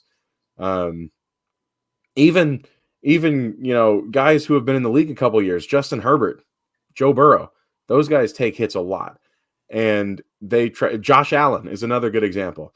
They're all trying to be aggressive, and I appreciate that. Everybody does. But at some point you need to protect yourself. And so these guys kind of take these hits, and eventually it's going to catch up to them. Oh, for sure. And I'm still high on Anthony Richardson. I think, the limited time that we saw, I think he's very explosive, and obviously he's got a really good arm. We'll see how he develops. Of course, he didn't really get a lot of game experience, which would be my worry. And it's really crazy when you think about it, that none of the rookie quarterbacks in the AFC South have gotten to play against each other. Levis hasn't gotten to play Richardson. Stroud hasn't gotten to play Richardson. Richardson hasn't played Stroud yet. We just really haven't gotten to see any of that yet. And which could be an exciting future. But, everyone's been hurt. Literally all three of the rookies were either hurt going into this week or were hurt by the end of the game. So, that's something to say. And, Stroud is likely going to be out again this week as they play the Cleveland Browns, which that's not a recipe for success for the Houston Texans. Cleveland has one of the best defenses in the league, but still, for Houston to be at 8-6, that's just crazy to think about because they've just been so bad for so long. And Stroud, that tear he went on in the middle of the season with the 3 straight 300-yard games was just unreal. Yeah, I think that Stroud has shown this year that he was more pro-ready than anybody gave him credit for, and that the whatever IQ test that everybody said he did poorly on, makes no difference if you can read a defense, truly. And I understand why you may want to use that as a metric, but it's not the end all, and it was proven to not be the end all. Now, I also think that D'Amico Ryans has done a tremendous job as the head coach of the Texans. As a defensive guy, he was, he played D end, I believe, as a player, and then he played, for the Texans, obviously, and then has been some sort of defensive coach for the 49ers up until this season. But I think that he has done a terrific job with the Houston Texans, and I think that I think D'Amico Ryans is one of the top up-and-coming coaches in the league, and you can see that in the way his team plays. It's the same thing with Shane Steichen, completely different path. But Shane Steichen, being a quarterback developer, has worked with, several good quarterbacks, including Jalen Hurts. And look at Jalen Hurts this season without Shane Steichen. That's a noticeable drop-off. And I think you're going to see a lot of those effects. And I think that if the Titans are to can Mike Vrabel, that you might be able to see, some more quarterback development from the Titans if they go and get a guy that can develop quarterbacks, like a Shane Steichen. Or if they go and get another defensive guy, because truly, D'Amico Ryans is kind of out of that Vrabel type of mold. But I think he's already a better coach than Mike Vrabel ever was, X's and O's wise. Absolutely. Aaron actually asked us an interesting question. Do you think the Raiders stick with Antonio Pierce? This is interesting because the Raiders, I think, made a huge mistake last time. They should have stuck with their last interim when they had the same situation in 2020, and they made the playoffs, right? But they have Rich, I think, was it Rich Scalamanica? What's his name? In 20, but they decided to go with Josh McDaniels instead of with the interim, and that was a disaster. So I think, the locker room clearly loves Pierce compared to McDaniels. And the Raiders keep on bringing in all these guys that just can't relate to the locker room. But then they go to these interims after they fire them, and they play much better. And I think maybe you should listen to your locker room for once. But I don't trust Mark Davis to make the right decision. I mean, look, Antonio Pierce's only head coaching experience is at Long Beach Poly High School, which, to be fair, is a powerhouse in not only California and in the nation, but that's a little bit different than coaching in the NFL. And I think he's done fine for what he's been asked to do. But I think, maybe you upgrade him to your defensive coordinator if you hire an offensive-minded coach. But I don't know that you can just jump straight into him being your head coach and expect to go to the next level. So I have a question for you guys. Who situation is more unique? Antonio Pierce in the Raiders or Jeff Saturday? And literally, Aaron Young said, hire Jeff Saturday. I was going to ask, which one is more unique? Antonio Pierce at the Raiders or Jeff Saturday at the Colts? I mean, Jeff Saturday didn't do well, though, as an interim. Antonio Pierce has actually won quite a bit as an interim here compared to Saturday with the Colts. Because we weren't having the conversation of should Jeff Saturday be the permanent head coach. Well, some people were. Well, non-serious people were.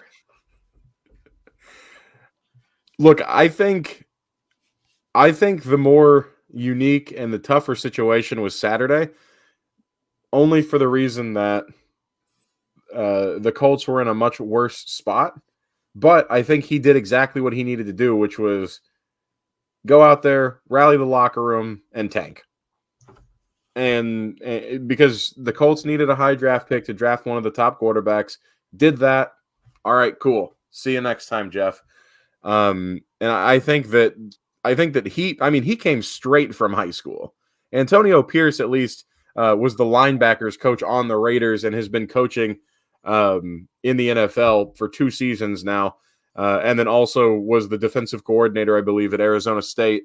And then before that, obviously, he was the head coach at Long Beach Poly. I think he's better set up for long-term success than Jeff Saturday because Jeff Saturday was honestly just brought in to rally the troops and tank. I mean, let's call a spade, and he did his job. But if the goal is winning, he was set up for failure. Absolutely. Kind of working my way back to AFC South. The third team in this equation, I just kind of wonder what the mood of their fan base is like right now, the Jaguars. It feels like the Jaguars were firmly in control of this thing for most of the season, and now they look up and they find themselves in this freeway tie. They haven't looked good in weeks. I mean, they looked totally helpless Sunday night against the Ravens. Like, they couldn't do anything on offense at all. I feel like for the Jaguars, there has to be a feeling of like, if you don't win the AFC South, if you're Jacksonville, the season was a total failure. 100%. I agree with that.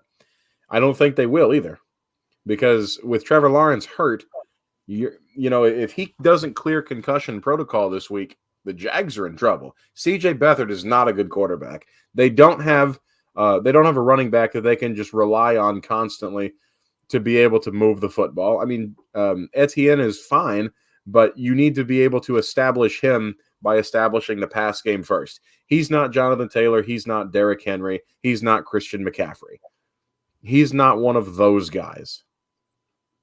So, I mean, I want to compare, since you brought up this three-way tie, the next three games, and it's funny that I think Jacksonville has the toughest one because they have 2 games on the road. The next one is another team that is battling for a division, Tampa Bay Buccaneers, here near where I am. I actually been to Raymond James Stadium this week. Was a nice hangout there. Yeah, I'm looking forward to seeing it on New Year's Day. That's going to be fun coming back.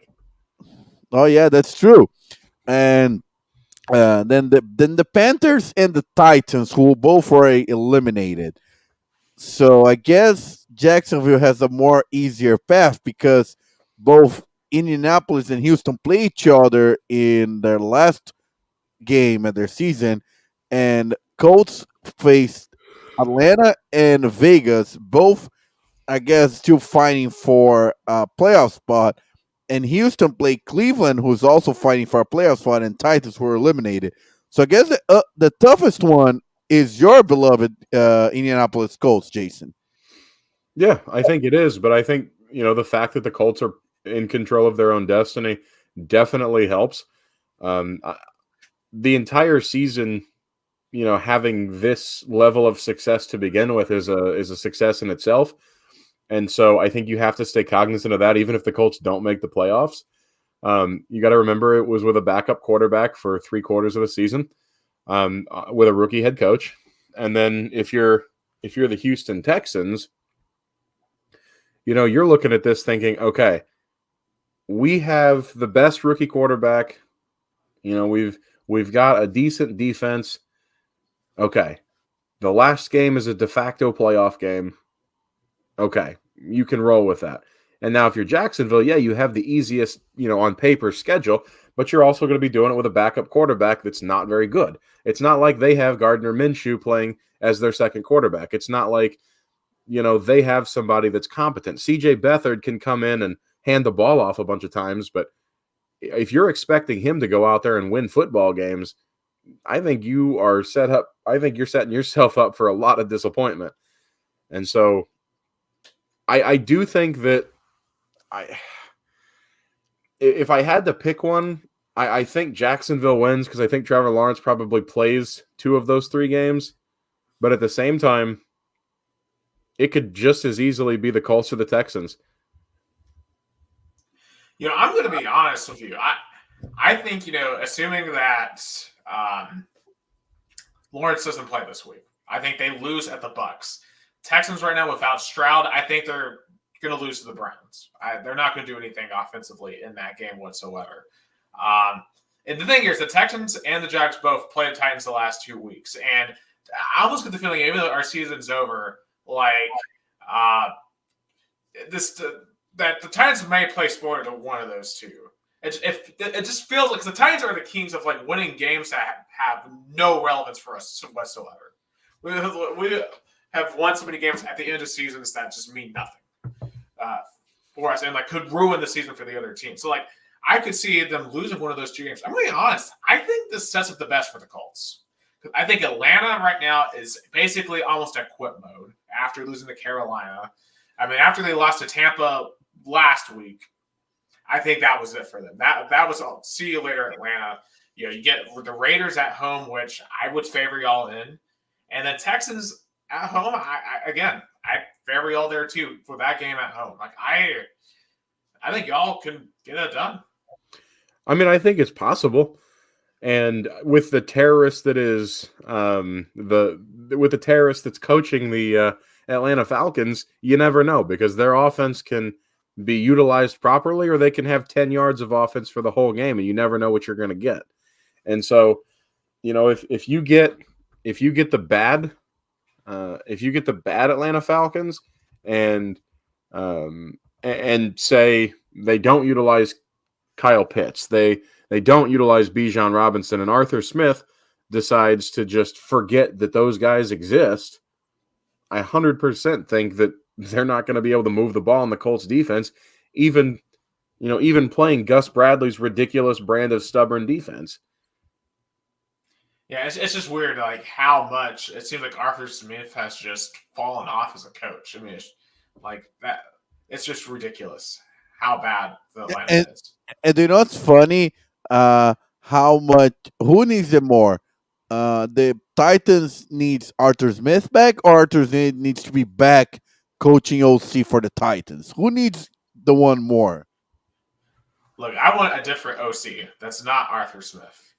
I want to look forward, not in the past. Give me someone who's going to spread it out. I think there's no reunion that makes sense for either party. Arthur Smith doesn't have, prime Derrick Henry. He doesn't have a game manager in Ryan Tannehill now. I mean, he does, I suppose. But if you're rolling with Will Levis, that's going to be a problem for him. And then, if you're the Titans, you want to go a different direction so that you can actually develop your young quarterback. Absolutely. I don't think either would make sense. All right. So I want to get into some game picks here for Week 16. Starting on Thursday night, we have what's actually a pretty big game here. Both of these teams right on the NFC wild card. We have 7-7 New Orleans at 7-7 Los Angeles Rams. Isn't it just ridiculous? We have 500 teams in the wild card picture. I mean, parity in the league is at an all-time high. It is, for better or for worse. All right, who is winning this one? Between the Saints and Rams in SoFi. Give me the Rams. Rams. Yeah, I'll take the Rams as well. All right, so that means the Rams are going to lose by 30, right? Hammer the Saints money line. You heard it here first. Yeah, hammer the Saints money line. Line is the Rams -4. Okay, 4:30 on Saturday, the 23rd, on Festivus. We have the Bengals 8-6 going to Pittsburgh, 7-7 Pittsburgh. Cincinnati 2.5-point favorite. Cincinnati. Yep, I'll take Cincinnati too. No, this is boring. Pittsburgh. All right, let's see if we get any more. 8 o'clock, a Peacock exclusive. Man, the NBC executives got to be kicking themselves over this one. 8-6 Buffalo at the 5-9 Los Angeles Chargers without Justin Herbert. Man, bad game to pick. Bad game to pick for the Peacock exclusive Bills. Man, everything in me wants to say the Chargers pull this out just because, but you got to go with the Bills. Yeah, man. Where are we going to get some different games? Picks. All right. Christmas Eve, Sunday, 1 p.m. in Nashville. We have the 7-7 Seattle Seahawks coming in to take on the 5-9 Tennessee Titans.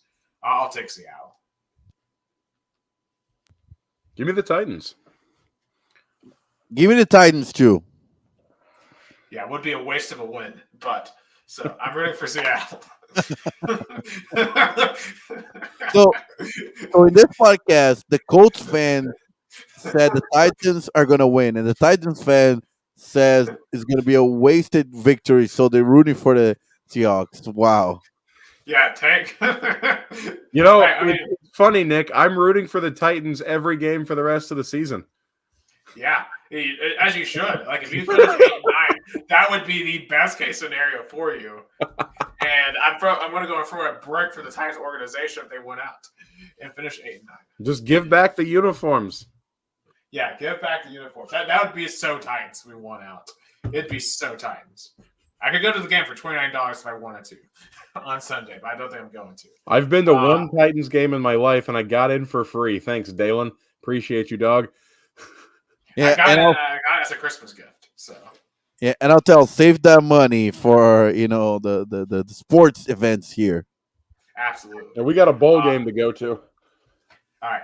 Speaking of your Colts, Jason, 1 p.m. in Atlanta. It's the Colts and the Falcons, 8-6 Indianapolis at 6-8 Atlanta. Tickets are only $21 here in Atlanta. So Indianapolis, Atlanta. Yeah, I'll take the Colts. Yeah, I mean, I guess the tickets probably dropped like $15, like from 38 to 37 to 21 after that debacle in Charlotte. Give me the Colts. But the Falcons are a 1-point favorite, so that's interesting, to say the least. Okay, 1 p.m. We have the 10-4 Detroit Lions at the 7-7 Minnesota Vikings. Detroit 3.5-point favorite. Yeah, give me Lions. I'm going to take Detroit in this one. All right, I'll go against the grain. That's fine. I mean, I could very well see it with the especially with the Vikings defense. But I feel like after what happened to them on Saturday, I almost feel like the Minnesota could be in give up mode, especially with their quarterback situation. Like that defense can only play at an elite level for so long before they just give out. All right. In a game no one's going to watch or go to, 1 p.m., the Washington Commanders at 4-10 at the 5-9 New York Jets. Rumors were that Aaron Rodgers might return for this, but now that they're eliminated, probably not. I mean, I'm going to go with my Jets. I mean, the Jets are doing actually good against NFC East teams, so give me the Jets. I'll actually go Washington. I think I'm going to go Washington also, especially if Jacoby gets to play more. Oh, and I want to point out what Aaron said, which is true. Like, I want that Panthers game being for 45 cents. That makes me sad. I mean, that's true. And in Atlanta, that's true. Atlanta's concessions are cheap, but sadly, they have a Chick-fil-A there, but it's closed. Like NFL games are, they have the Chick-fil-A there, but it's only open for the MLS games because NFL plays on Sunday. But I haven't even had that for the Chick-fil-A. SEC championship too. I ate there at Tennessee Georgia Tech on a Monday, so Oh, that's true. I also was there too. That's true. I ate that too. I was there too. Absolutely.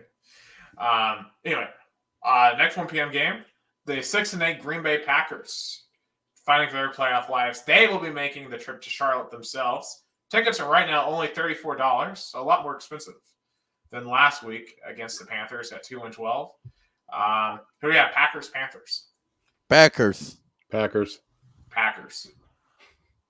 think that's pretty straightforward, I think. Yeah. All right. We have now the last 1 p.m. game. We have the 9-5 Cleveland Browns versus the 8-6 Houston Texans. Imagine telling someone like 3 years ago, all right, we're going to have a 1 p.m. window where the best game undoubtedly is Cleveland and Houston.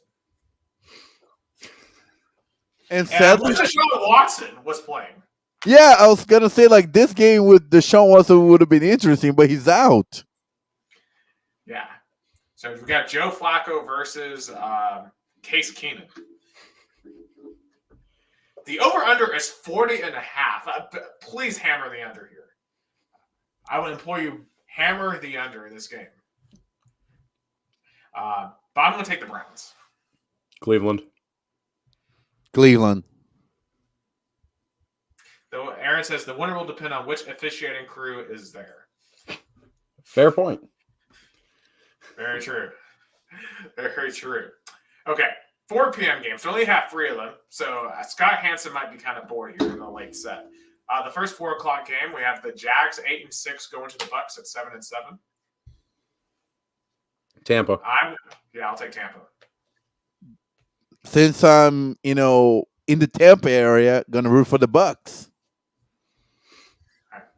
Next game, again that I'm interested in for fantasy reasons. I have 3-11 Arizona versus 5-9 Chicago. Debating whether or not I should start Kyler Murray or Justin Fields in my QB2 spot. Probably leaning Justin Fields, and I'm leaning Bears. Chicago. Bears. All right. Now the 4 o'clock game that everyone's going to be watching, the 10-4 Dallas Cowboys make another road trip, which has been a scary phrase for them this year. They're 3-4 on the road to the 10-4 Miami Dolphins, whose only loss at home was an inexplicable loss to the Titans. So, who wins between Dallas and Miami? And we talk about tickets. Wow, $248. Wow. I mean, it's so funny that normally Dolphins games are not that attractive. I mean, there were games probably could have gone for $30, but the Cowboy effect. I mean, probably a lot of people from Texas are going to Florida this weekend. Oh yeah, it's Christmas Eve too. Everyone's going to be off work. I mean, this is going to be crazy for sure. But give me the Cowboys. I mean, they got to win at road games. A decent road game. There's got to be it. Yeah, they gotta. They have to. It feels like if they lose this game, confidence-wise, you can have none heading to the playoffs. Because if you lose, they're 100% going to go on the road at some point. And that just feels like their inevitable doom. So until they prove to me they can win on the road, I'm taking Miami. Miami. I go Dallas. All right. Now on kind of faux Sunday Night Football on NFL Network, I'm going to be honest. I'm probably going to be watching It's a Wonderful Life instead of this one. 3-11 New England Patriots. That's always my Christmas Eve tradition. I always watch It's a Wonderful Life. One of my favorite movies of all time. But 3-11 New England Patriots at the 7-7 Denver Broncos. Who will win this one? Denver. I mean, Denver's, they were like in a good winning streak, so give me Denver.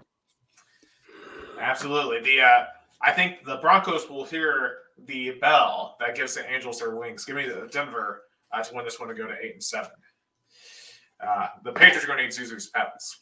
On Christmas Day here, we got 3 games. First game, 6-8 Las Vegas Raiders. That is such a long layoff, too. They've had like a 10-day layoff from last Thursday to this Monday. I guess the Raiders are so bad nobody's gonna nobody cares that they've been off for that long. Yeah, but I gotta wonder, will that be a benefit to them going to 9-5 Kansas City? Now, I will take KC at home, but KC, I know they won last week. I still don't think they have a lot of problems. But I think they're still good enough to beat the Raiders. Give me the Chiefs. I will take KC. Kansas City. I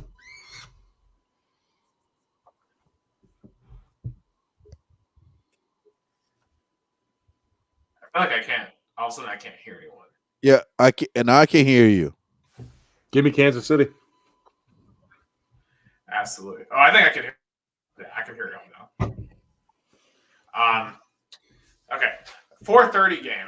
This is where I'm probably going to turn into basketball. 5-9 New York Giants at the 10-4 Philadelphia Eagles. I think the Eagles will break their losing streak and get it done here. But did you saw that Tony DeVito cancel some event appearance because now his rates are double because of the win against the Packers? Hey, look, it's like insanity. You got to take advantage of the high floor you've got because he's not going to have. Tommy DeVito's not a quarterback for the long term. That's true. He's got to, but his agent is making a present. I mean, his outfit, wow. To be fair, that's the same thing we said about Brock Purdy, too. You never know. He's better than Daniel Jones. I'll give him that. Yeah, but in this Monday afternoon game, give me the Eagles. Philly. Yeah, Eagles. And the nightcap, Monday Night Football game. And wow, what a doozy here. This might be a Super Bowl preview. Right now, both the 1 seeds. We got the Ravens, 11-3, going to Santa Clara. Guess where else would you rather spend Christmas than in a corporate stadium next to San Jose? At the San Francisco 49ers. Tickets as low as $209 for this one. Give me the Niners. I'll bet the under. I think it's going to be by a field goal. I'll bet the under. Give me 49ers by a field goal. You know what? I'm going to be honest here. I like the way the Ravens are playing right now, especially defensively.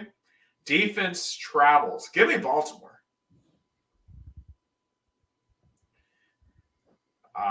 Yeah, and plus, I think the AFC.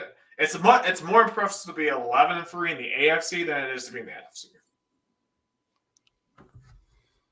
In my view, so I mean, in the AFC, only the Ravens clinch, a playoff spot, and in the NFC, 3 teams already did it. Absolutely. So those are the picks for Week 16. One more thing, NFL note. This is a controversial topic, but it's a former NFL player who decided to lose his mind on Twitter. Rashard Mendenhall, former Steelers running back. Let me just pull up the Twitter because this is absolutely crazy. So basically, he loses it on. Nick, I have a question for you, and it's a very important question. Yes. Where is your allegiance? I will remain neutral. I will remain neutral. So, all right. So, this was the tweet. I'm sick of average white guys commenting on football. And we can double box it here. I'll share the screen. Because this is just ridiculous. I'm sick of average white guys commenting on football. Y'all not even good at football. Can we please replace the Pro Bowl with an all black versus all white bowl so these cats can stop trying to teach me who's good at football? I'm better than your GOAT. Of course, like Jason asked, first question is which team gets Mahomes?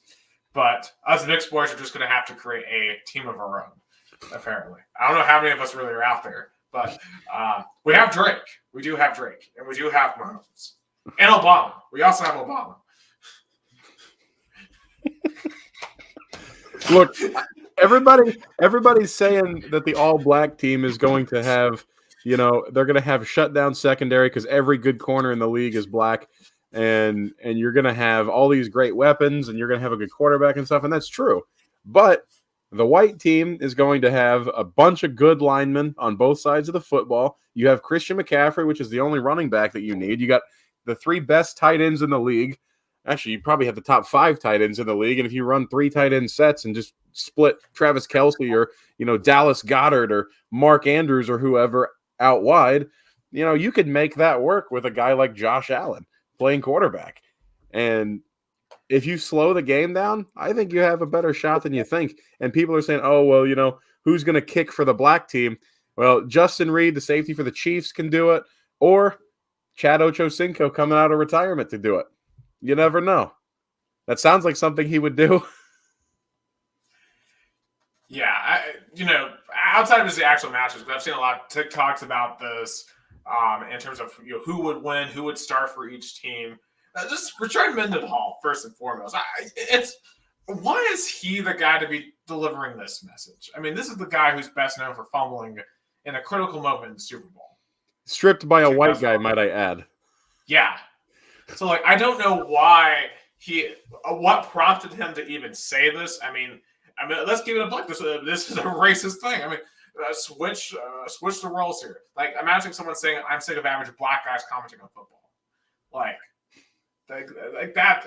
That'd be unequivocally racist. And obviously, as someone who is mixed like myself, I have to call this out on both sides. But this is a ridiculous thing to say. And to even suggest that CTE hits differently, huh?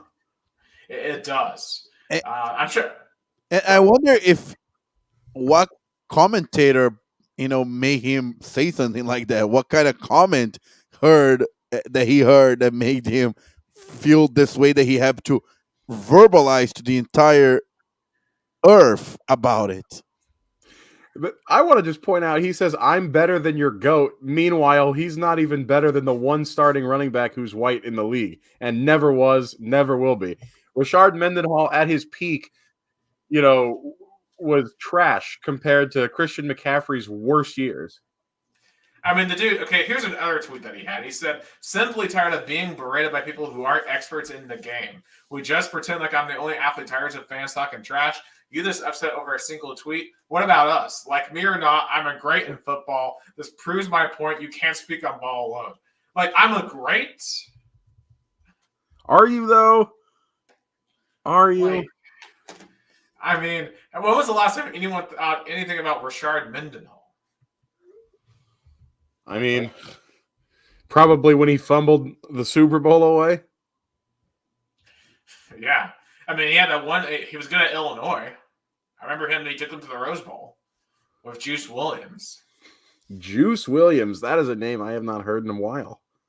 Yeah. I don't know why. I remember that Illinois team really well for some reason. It's just because I guess it's Illinois in the Rose Bowl. Like, that was just wild to watch. But my favorite storyline, though, is who is the place kicker for the black team.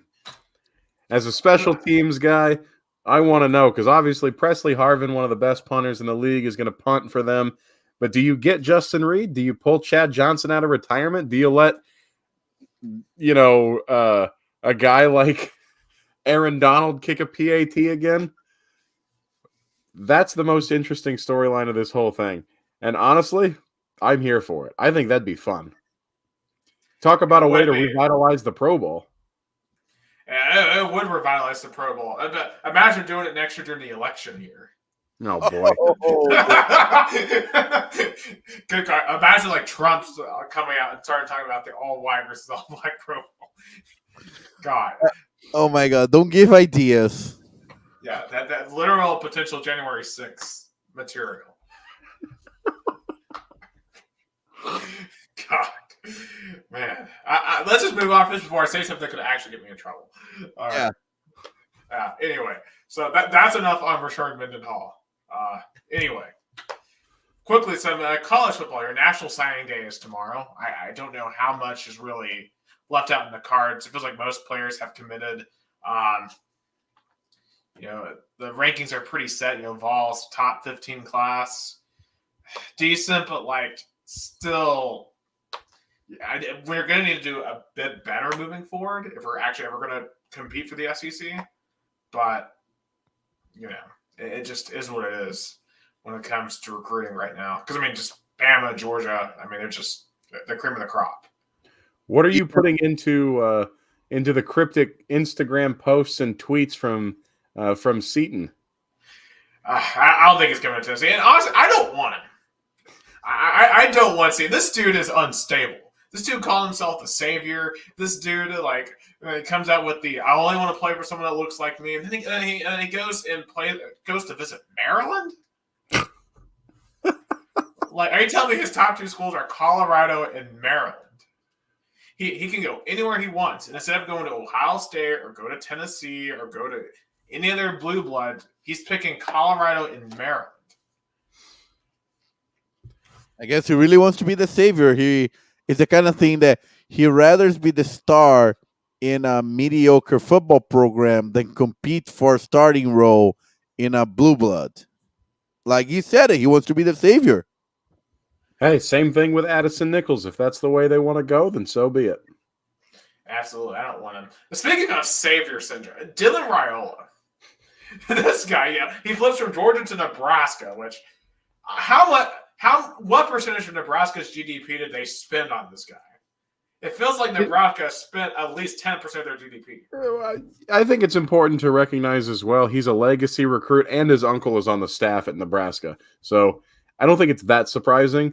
I think people are just kind of surprised because it's Nebraska. But if his dad played somewhere and his uncle coached at that school anywhere other than Nebraska, I think that would be a lot less surprising because everybody says Nebraska is just this joke, but Matt Rule is a good coach and he's going to get the Nebraska Cornhuskers rolling. All right, but I gotta share this though. This is weird to me. I'm gonna share another screen, Gus, here in a sec because this is also hilarious. So this is a poem that Dylan Raiola shared on his Twitter. In the realm of college dreams where purpose takes flight, enter Dylan Raiola, crafted his narrative in the night. Once Come on, let me narrate this. Yeah, take it. Go for it.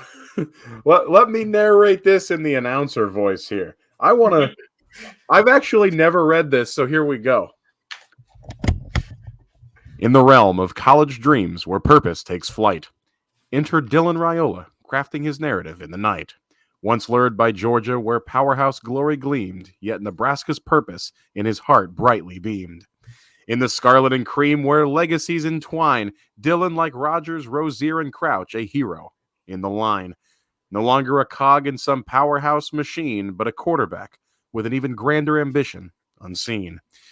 So fellow fans await with hope in the air for Dylan to choose his purpose to declare. In a weekend's decision, destiny calls to fulfill his purpose where a new dynasty enthralls. All right. I could barely keep a straight face during that. That is the most pretentious crap I've ever heard in my life. That's hilarious. A new dynasty enthralls? You haven't played in a ball game since Josh Dobbs was in college. What are you talking about? I mean, look, Nebraska was amazing a long time ago, before the Y2K bug happened. And then the Y2K bug happens, and Nebraska just went away. The moment that we went to spread offenses, they were done. I mean, it's the same thing that happened to Tennessee, though. There's no reason that Nebraska can't be great. It's just they got to recruit the entire Midwest really well. Right. But, I think for Tennessee, though, we are close to a lot more recruiting hotbeds than Nebraska is. Nebraska is, just out there. They're in an island. Yeah, but you're close enough. You're close enough, to the Midwest that you can get some Midwest. You're in the Midwest, you can get some Midwest kids. You're close enough to Texas, you can get some of their kids. I don't think it's necessarily as big of a problem as people think it is, especially when you've got a coach like Matt Rule that has historically put players into the league and has historically done very well at the programs where he's coached. Yeah, well, I'll say this. For me, though, when they were back in the Big 8 and the Big 12, they could go to Texas really well because they could, say those kids, you can go there. But, maybe I'm thinking about this in an old age because maybe that doesn't matter anymore in modern college football with the NIL. I think kids are caring more about, where they can get paid than, can I go back home? Am I playing for my home team? No one cares about that anymore to an extent. So maybe in this new environment, Nebraska can re-succeed. Because there's not a lack of commitment. They're selling that stadium out every single week, which is insane for the fact that they haven't been to a bowl game in 7 years. Nebraska fans have never left. And as you said, they're very reminiscent of Tennessee in that fact. Those fans love their Cornhuskers. And there's a lot of support behind them. So, I hope they make a comeback.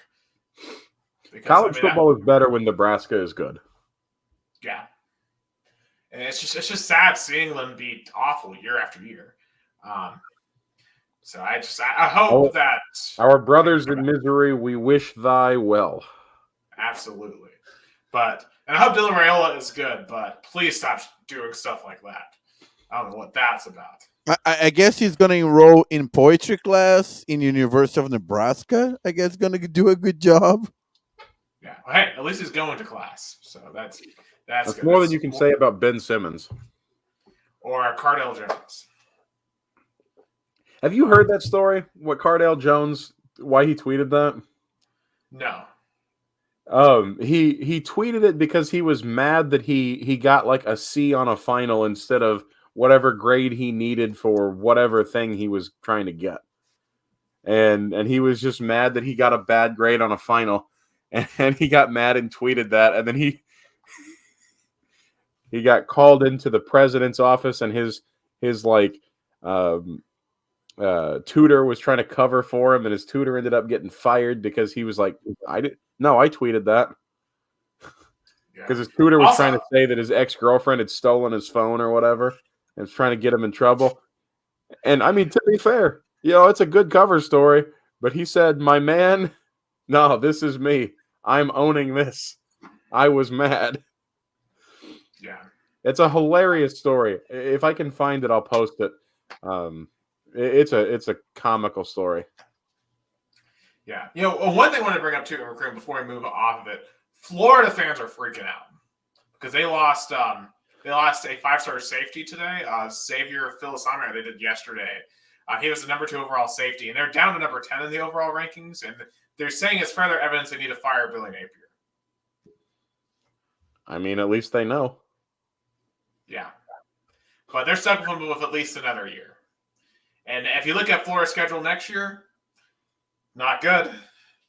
I mean, they were going to win 4 to 5 games max next year. I would book it. But in any case, we'll see what the final rankings shake out and what we can even take with them with the transfer portal after tomorrow. Yeah, But, and any bowl games that are in. I mean, guess there's no any interesting bowl games so far. I mean, congratulations to Jacksonville State. Their first bowl game. What a win against Louisiana. On overtime. yeah, I'll be completely honest. I have not watched a single bowl game. Me either. So far. I mean, it's just they're so worthless and pointless, at least to me. I mean, I know apparently UTSA and Marshall are playing right now, but I have it honestly on Celtics Warriors. And we know how worthless NBA regular season games are normally. So imagine being under that. Yeah, it's the Scooters Coffee Frisco Bowl right now. Yeah, UCLA, won their bowl game. In New Mexico State lost their home bowl game. Wow. After beating Auburn in Auburn, they lost their New Mexico Bowl to Fresno State. Well, Fresno State's way better. Like Fresno State was was almost a top 25 team at points. I think they were top 25 at points this year. So they were pretty good. So that's not that surprising. I think what else was on here? Yeah. It reminds me, there's like a Scooter's Coffee at the end of when I drive out of my apartment. I still have not tried it out in 3 months. But now with them being the sponsor of this bowl game, I just realized, I have not tried out Scooter's Coffee. Hey, that's why these bowl games exist. They're advertisements. Yeah, that's true. My favorite part of the Citrus Bowl was the free B-dubs in the concourse before the game. So much fun. Yeah. Who's even the title sponsor now for the Citrus Bowl? No idea. Cheez-It. Oh, Cheez-Its. Hopefully we'll get a ton of free Cheez-Its while we're there. Yeah, I want Cheez-Its. Give me all the Cheez-Its. I love Cheez-Its. When I was there to see Louisville play, they were doing the Blazing Challenge in the parking lot or in the concourse area outside the stadium all day. Anybody that wanted to try it, free B-dubs. Man, it's at the same stadium too. A few days earlier, it's the Pop-Tarts Bowl. The Pop-Tarts Bowl. And they wonder why these players are opting out of these games. Yeah, but where are the Mom Tarts? I mean, they wonder why everyone's opting out of them. We can't even talk about them seriously. We can't even talk about these games seriously. I might attend one on Friday here near where I am, Tampa, the Gasparilla Bowl, Georgia Tech against the University of Central Florida. It actually could be an okay game. Actually, I kind of want to watch Thursday's game. I want to watch my boy Alex Golish with South Florida.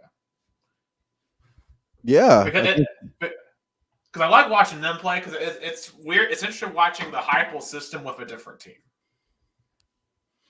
in goalless. And South Florida has been pretty good. I mean, they literally almost beat Bama. I mean, they were down a touchdown late in that game. So, they played them closer than we did. That's fair. So, in any case, I want to flip to some college basketball here. I'd rather not. Yeah. Well, we'll start good first. The Vols.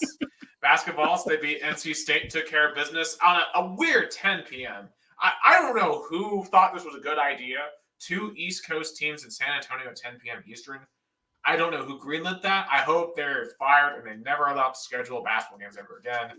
That was stupid. But hey, we got the job done. And it was kind of a weird game too because Josiah Jordan-James had a career high. So Kai Ziegler had his best game of the year. But Dalton Connect struggled. And I think it was impressive that we won a game where he was just not very good. And it shows the versatility of this team. And I think the team is learning how to win in different ways. And they should be favored in several for the next several games coming up. So I'm pretty happy with where they're at right now. We play Tarleton State this week, which is I believe only their second year of being in the power in the D1. So I mean, we're obviously going to be major favorites here. Although I will say this, according to KenPom, Tarleton State is the second luckiest team in the country at 8-2. I don't know how they get that metric, but they are the second luckiest team apparently. But I like how they have even metrics for lucky. Yeah, quite seriously, they have a metric for that. But I think they'll get it done.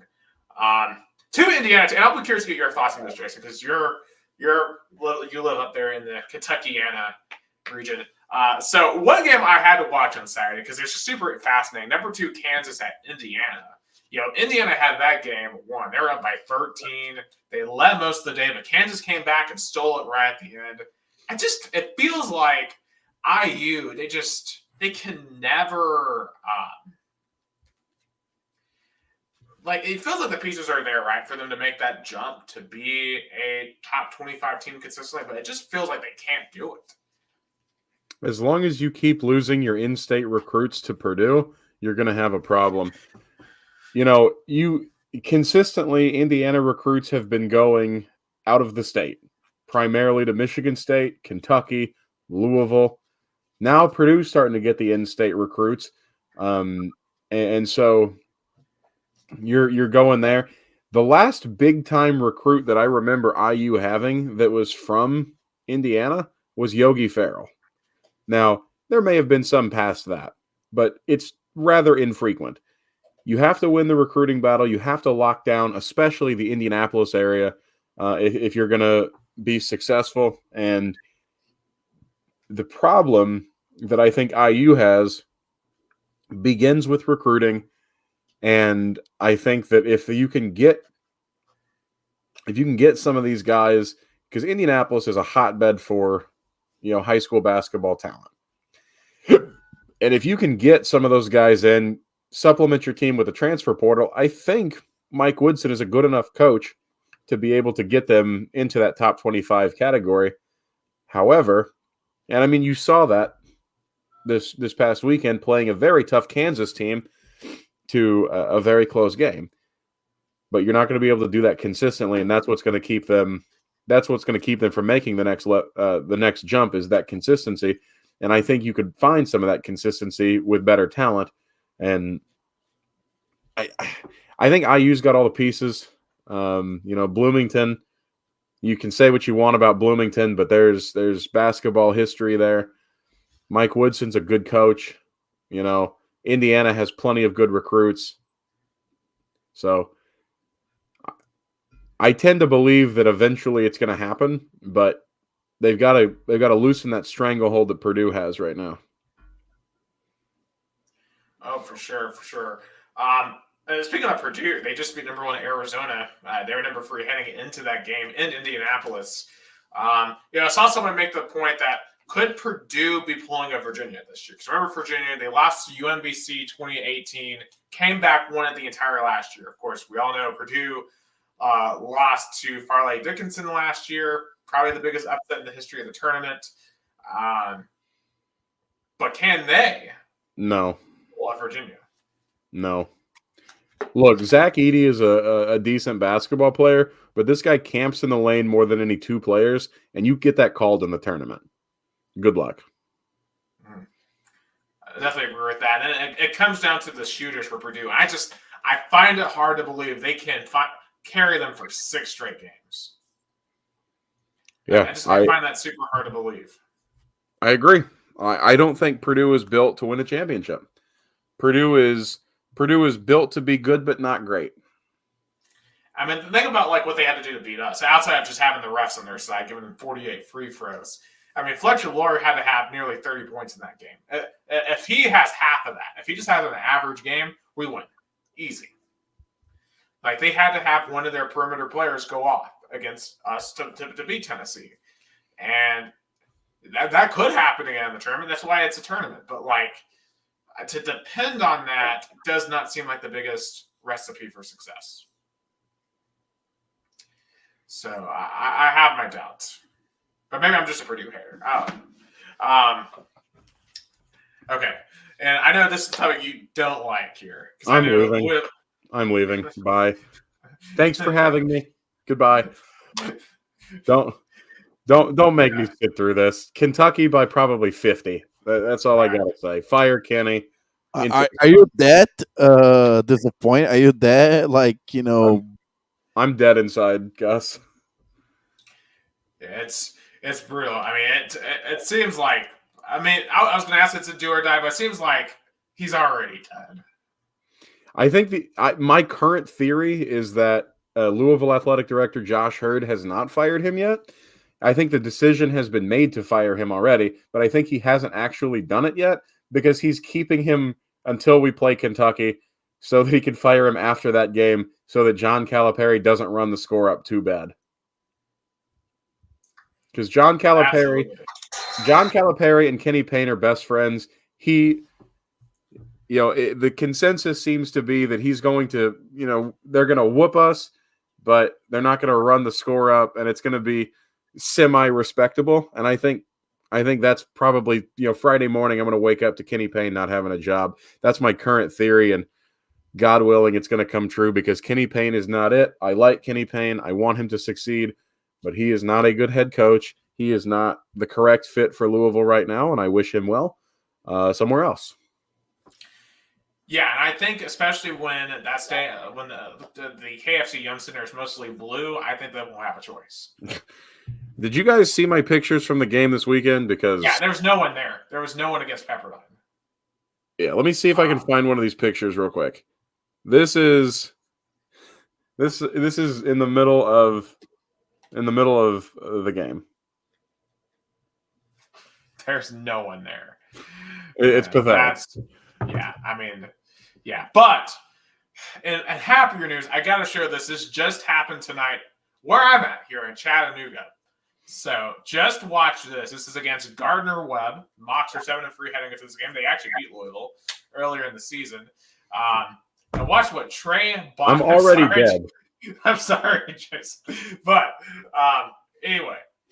We lose every week. They're nothing special. We lose every week. God, I love that soccer chant. But here's what the Mocs did against Gardner-Webb.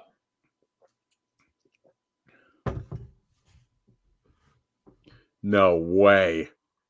Oh, that's incredible. God. The half-court buzzer beater at McKenzie Arena in the 4-2-3. Wow.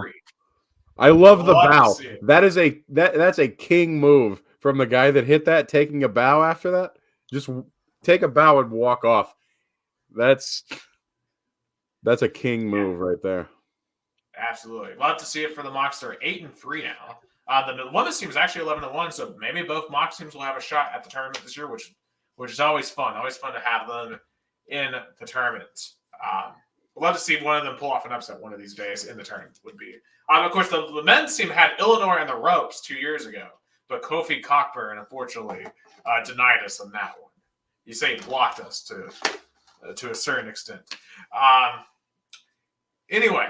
Wow. Moving on to... Of course you want to move on after that joke. Yeah. That is worse than the mom and pop tart jokes. Anyway, Gus, you got to meet Brian Snedeker the other day. Talk about that experience. Yeah, so the Atlanta Braves spring training facility, the Cool Day Park here in Venice, Florida, like 20 minutes away from where I'm staying, hold a breakfast with the Atlanta Braves head coach. So it was a nice Hey, event. hey, guys, before we go, can we just get to the U.S. Open Cup just Yeah, real let's quick? go. Let's dive into that. That's true. That's Yeah, 'cause true. I know, Jason, I know you really want to talk about that, Jason. If What you is your take? Man, so for those that don't know, MLS withdrew its first teams from the U.S. Open Cup, which is it's the cup tournament where teams from all divisions in the United States play against each other, and it basically is just it's a power play trying to shut out everybody else, trying to shut out all competing leagues, and then they're going to go do their own thing. And people that support that move don't support the development of soccer in the country, and those that do are having their pockets lined by Major League Soccer. I mean, really, that's what it comes down to. And I think this is bad for the sport. But MLS being bad for the sport in this country is nothing new. It has been consistently bad for the sport in this country for many years, and Don Garber just continues to prove why why people don't like him, and that's fine. MLS go do their own thing, but he's showing right now why a lot of fans of teams in lower divisions, like myself, I'm a supporter of Indy 11. The Chattanooga Red Wolves, Chattanooga FC in chat. You got One Knox in Knoxville. All these good, all these teams are, fans of these teams are rooting against going to the highest division because they don't want any part of that nonsense. And so, I mean, that really is what it is. It's bad for the sport, bad for the development of the sport in this country, and frankly, it's cowardly and sad. But is anybody really surprised? I don't think so. But what I didn't understand was because the winner of the U.S. Open Cup, I guess, still have a spot in the CONCACAF Champions League or CONCACAF Champions Cup. That's what the most appealing thing for MLS team to play in the U.S. Open Cup is to get a spot. At least here in Brazil, teams die in the Brazilian Cup, like to get the spot in Libertadores. Like Sao Paulo, the champions of this year, wouldn't got in Libertadores if it wasn't winning the Brazilian Cup. So why you would take the teams out of a tournament that gives a spot in an international tournament? Because I think there's going to be a backdoor deal to get MLS teams into that tournament and just circumvent the Open Cup to begin with. Truthfully, I think that's what it's going to come to. And again, I think it's bad for the development of soccer in this country, but it is what it is. I mean, I think a part of it too is they are trying to get away from any matches that are not on Apple TV.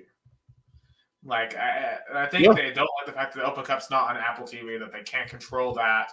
And Apple's probably pressuring, like, hey, we need more, as much as we can, for that,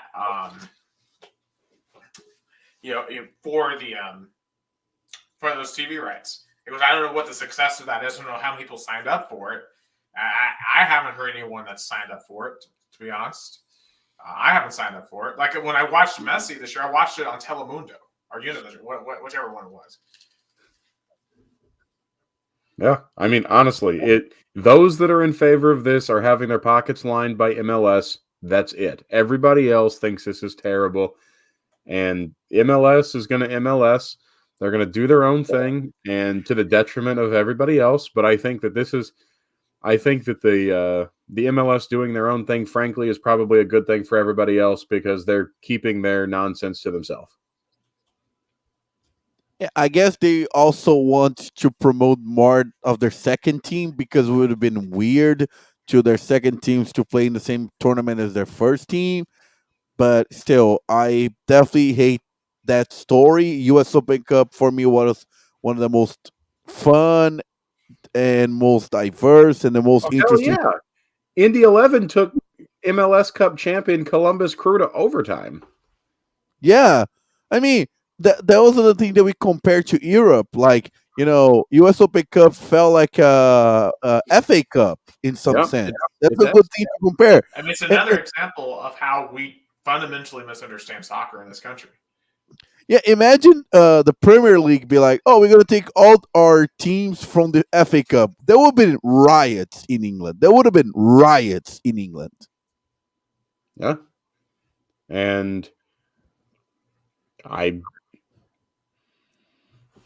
wish that things were the same here, but Yeah, I'm going to continue to support my USL side, and I'm going to continue to not watch any MLS ever. So, Yeah, I mean, I haven't watched any. I didn't really outside of the Messi games that I got to see on Telemundo. I really didn't watch any either. So, it's yeah. I mean, Columbus Crew, congratulations to them, but it feels like MLS had a window, and they're not. MLS feels like we talk about the window championship, and they're wasting it so much, and now Suarez coming in, and I feel like they're gonna waste an opportunity to promote their sport even more with Inter Miami having so many stars, and they're gonna keep thinking have that really low mentality. my guess is the average person in Columbus, Ohio, has been following Colin McCord transfer rumors closer than he did the Columbus Crew's MLS Cup run.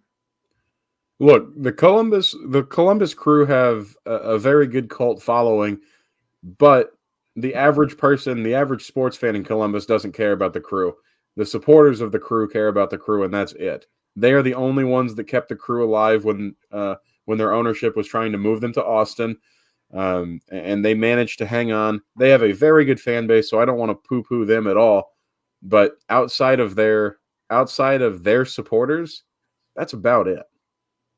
They're the third best show in town at best, behind both Ohio State and the Columbus Blue Jackets. And it's hard to compete against the old. Yeah, against tradition, because Ohio State with the horseshoe, I mean, that's tradition that's entrenched for a century.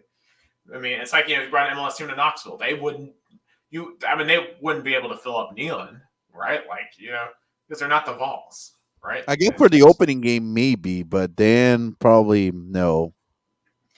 I mean, If you gave away Nashville, tickets, maybe. Yeah. I mean, Nashville, like, they're doing okay, but, like, I mean, they're not filling out every single game. Like, Atlanta has a pretty good support, but, like, Atlanta's just so different as a city that they're able to pull it off. And from what I heard, Nashville SC built a stadium not regarding parking. From what I heard, parking is awful there. Yeah, which makes no sense because there's no public transit since they voted it down a couple of years ago. So you have to drive everywhere in Nashville, which just another short-sighted decision they made. Oh boy. Yeah, but it's pretty typical. But I'm going to hold my opinions on the city of Nashville. But they do want to make us pay for choice lanes or toll lanes, as really what they are in the state of Tennessee coming soon. But that's neither here nor there. Anyway, this is not a political podcast. This is a sports podcast.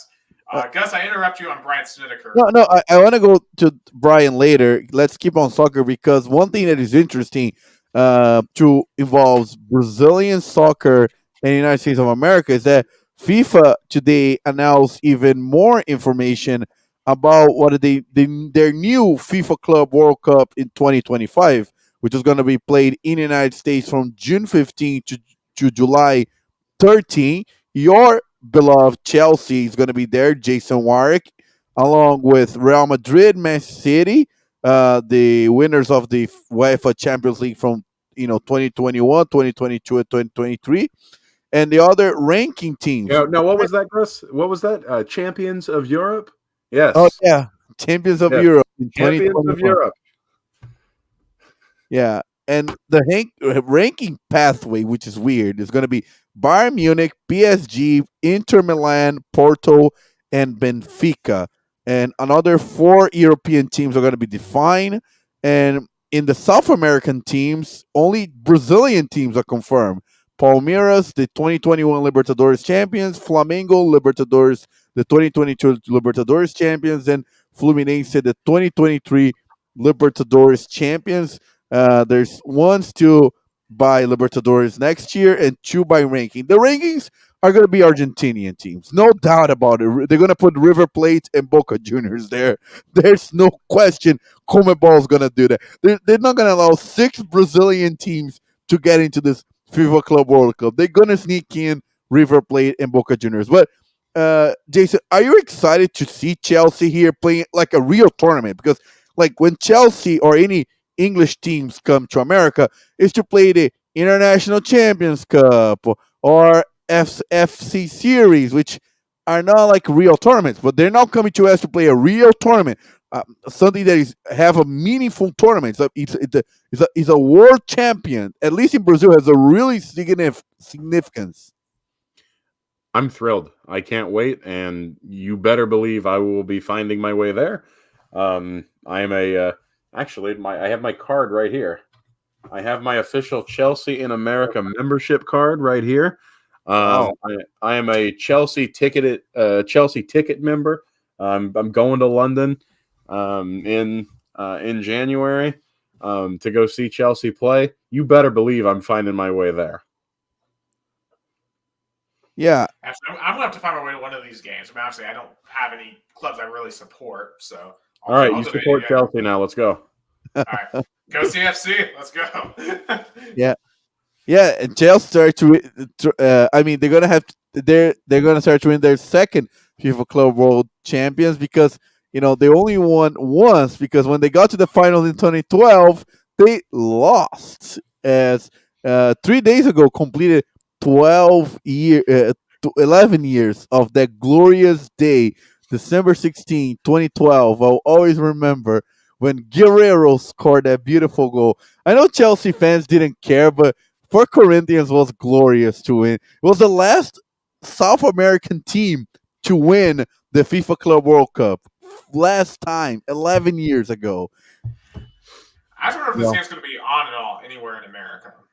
Like, I don't know if they showed this. I bet they're going to put a bunch of games in Florida. I bet it's going to be Miami for sure, maybe Orlando, I'll say, probably New York, LA, you know.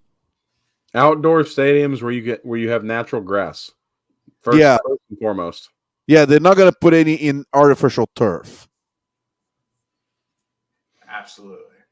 And speaking of the, you know, the FIFA Club World Cup, Friday, the final between Man City and Fluminense. So how big Man City's favorite? I know Haaland is not 100%, De Bruyne is injured, but you know, how much I think Fluminense have a shot. I'll say it's like a 30-70, like 30 Fluminense, 70 Man City, but I'll be rooting for Fluminense, you know. Fernando Diniz deserves this title. I mean, it depends on how serious Man City takes this game. I mean, Guardiola. Go ahead. No, go ahead. I mean, it's just like at some point, I know they've won the treble, right? And like they've just been winning everything. But at a certain point, right, you got to conserve energy for something. And it feels like Man City is probably going to game. Okay, we can show with 70, 80% and probably win.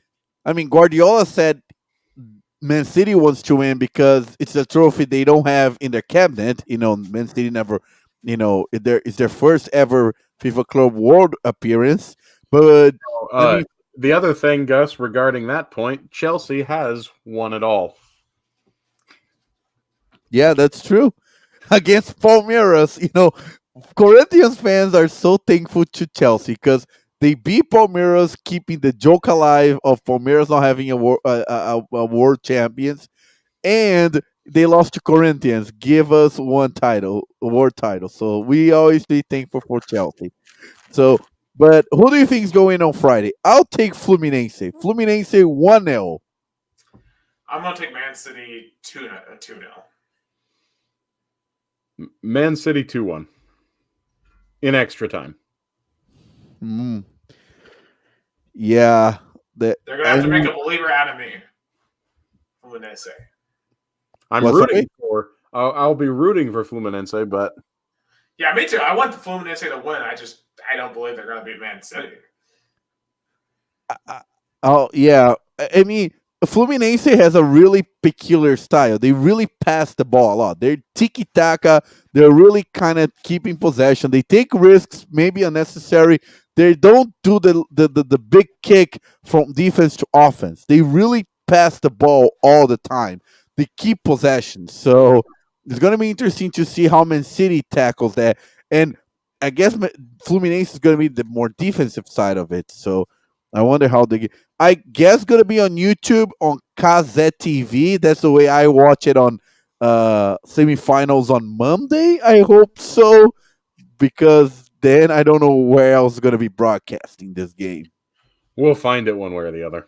Yeah, because I definitely want to watch. And to wrap up soccer, Neymar to miss the Copa America. He already missed it when Copa America was in US in 2016. I'm not surprised. He's probably gonna be coming to promote his brand and stuff, but I don't think it's gonna be a big miss in terms of. He's not beyond his prime at this point, way beyond his prime.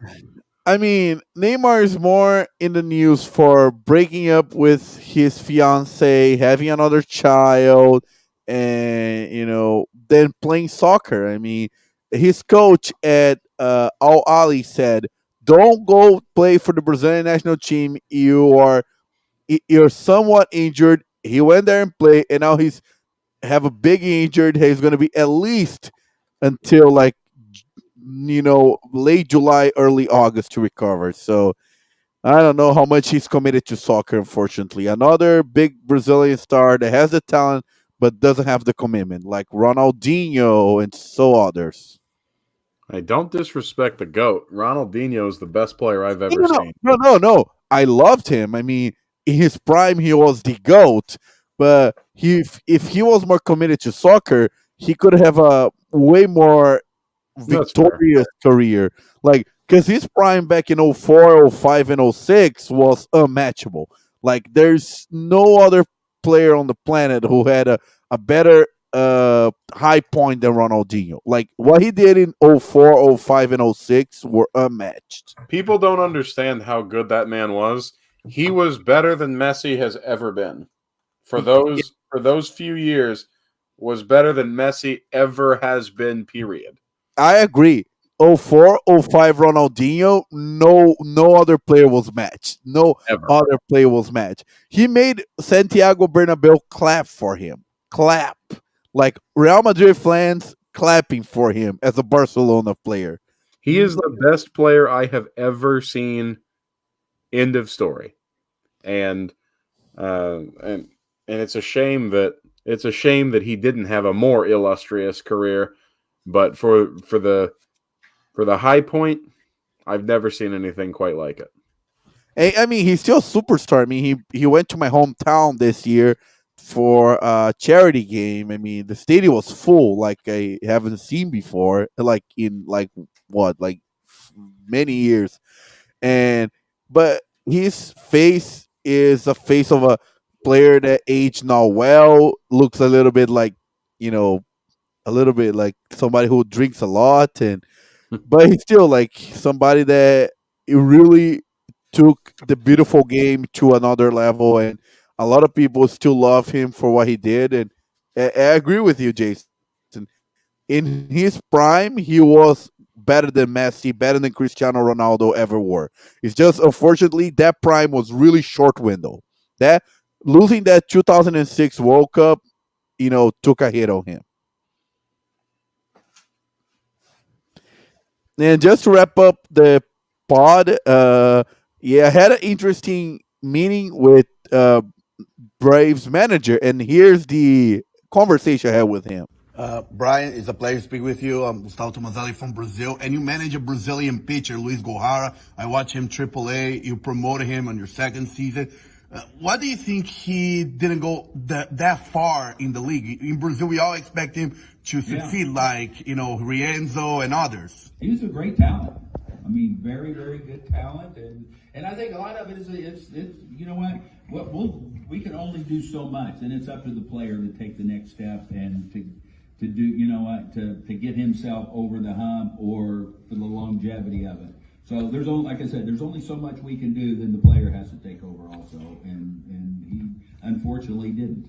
And do you think that 2021 offseason was the hardest period after losing that 3-1 series in the NLCS and going back and winning the World Series? That was feeling even more successful because of the disappointment you had in the 2020. And I think we're a hit away maybe from having back-to-back World Series champions if we could have got in there. But I think you just build on all the experiences, and experience in a Game 7 to go to the World Series was huge. What these guys experienced as young major leaguers, and I told them it's like in 2021. I remember telling 22. I said we went into the World Series in 21 against a battle-tested team, the Astros. They'd been there, and I said, you know what, boys, you're that team now. You're the battle-tested team. You've been through those wars, and you've been to the top of the mountain at a young age.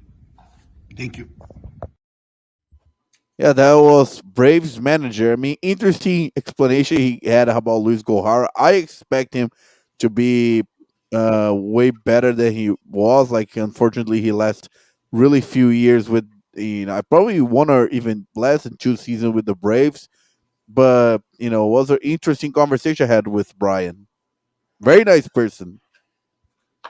Absolutely. That looks like that was a lot of fun, and I appreciate the shout out that I got from him. And I'd like to wish Mr. Siniker a Merry Christmas as well.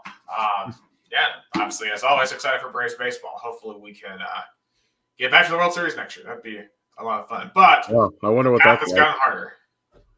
Yeah, and it's so funny. The Mets are trying to get their version of Otani. I guess they're trying to meet with the really important Japanese prospect, and I think even Cohen was trying to meet him. And and there was rumors that the White Sox is moving to Nashville. That's crazy for me.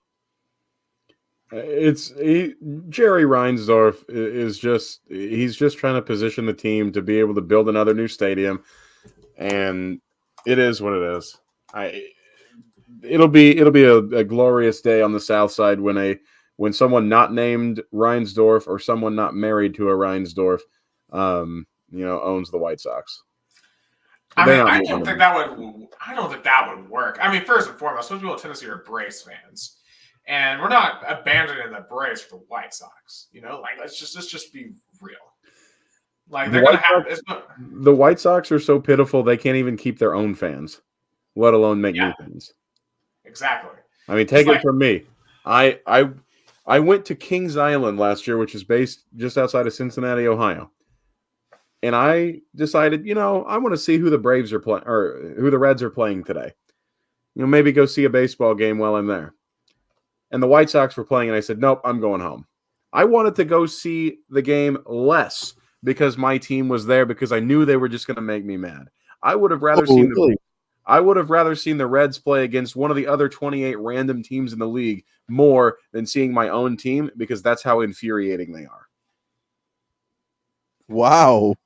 This is a completely true story. It's a completely true story. I wanted to go to the game less because it was the White Sox. I watched a grand total of 0 pitches of White Sox baseball this year, and I didn't miss a thing. I don't blame you. I mean, it's bad. Sell a team like the White Sox, the A's, they both deserve new owners. Yeah, I don't know. I mean, the Angels fans are feeling destroyed. I mean, they had a once in a generation talented let go for your in-city rival. I mean, it must feel humiliated. I don't know if I could watch any more baseball if I was an Angels fan.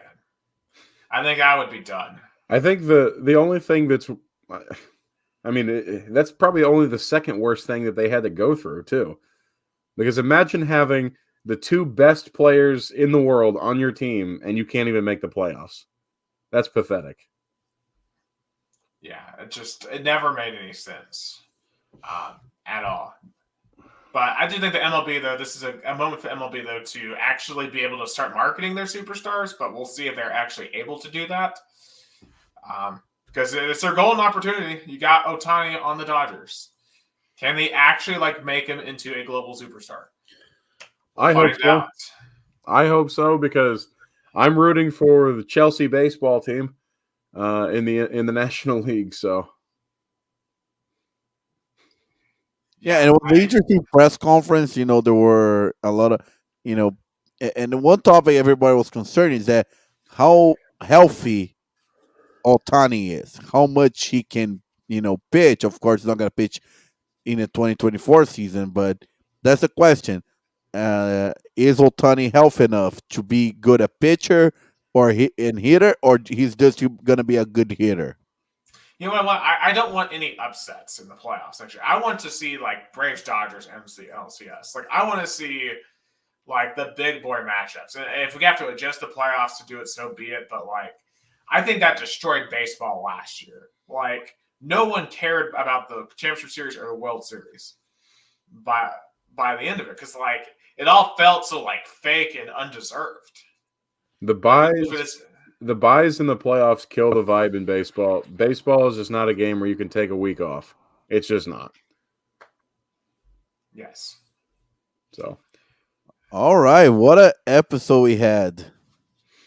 Absolutely. We ran the gamut almost 3 hours long. It has to be one of the longest in the history of this podcast. And hey, when we come back, you'll see it'll be a bit different. But for Gustavo Tomazeli down in Tampa, for Jason in either Indianapolis or Louisville. just outside of Louisville in Jeffersonville, Indiana. Yep. And I'm in Nokomis, Florida, in Sarasota County.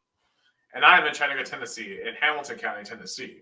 And you are listening to Two Countries, Two Americas, All Sports. Even though we're all in the U.S. right now, we still care about you, Brazil, as well, because this is the only Brazilian and American sports podcast. Thank y'all and have a good night.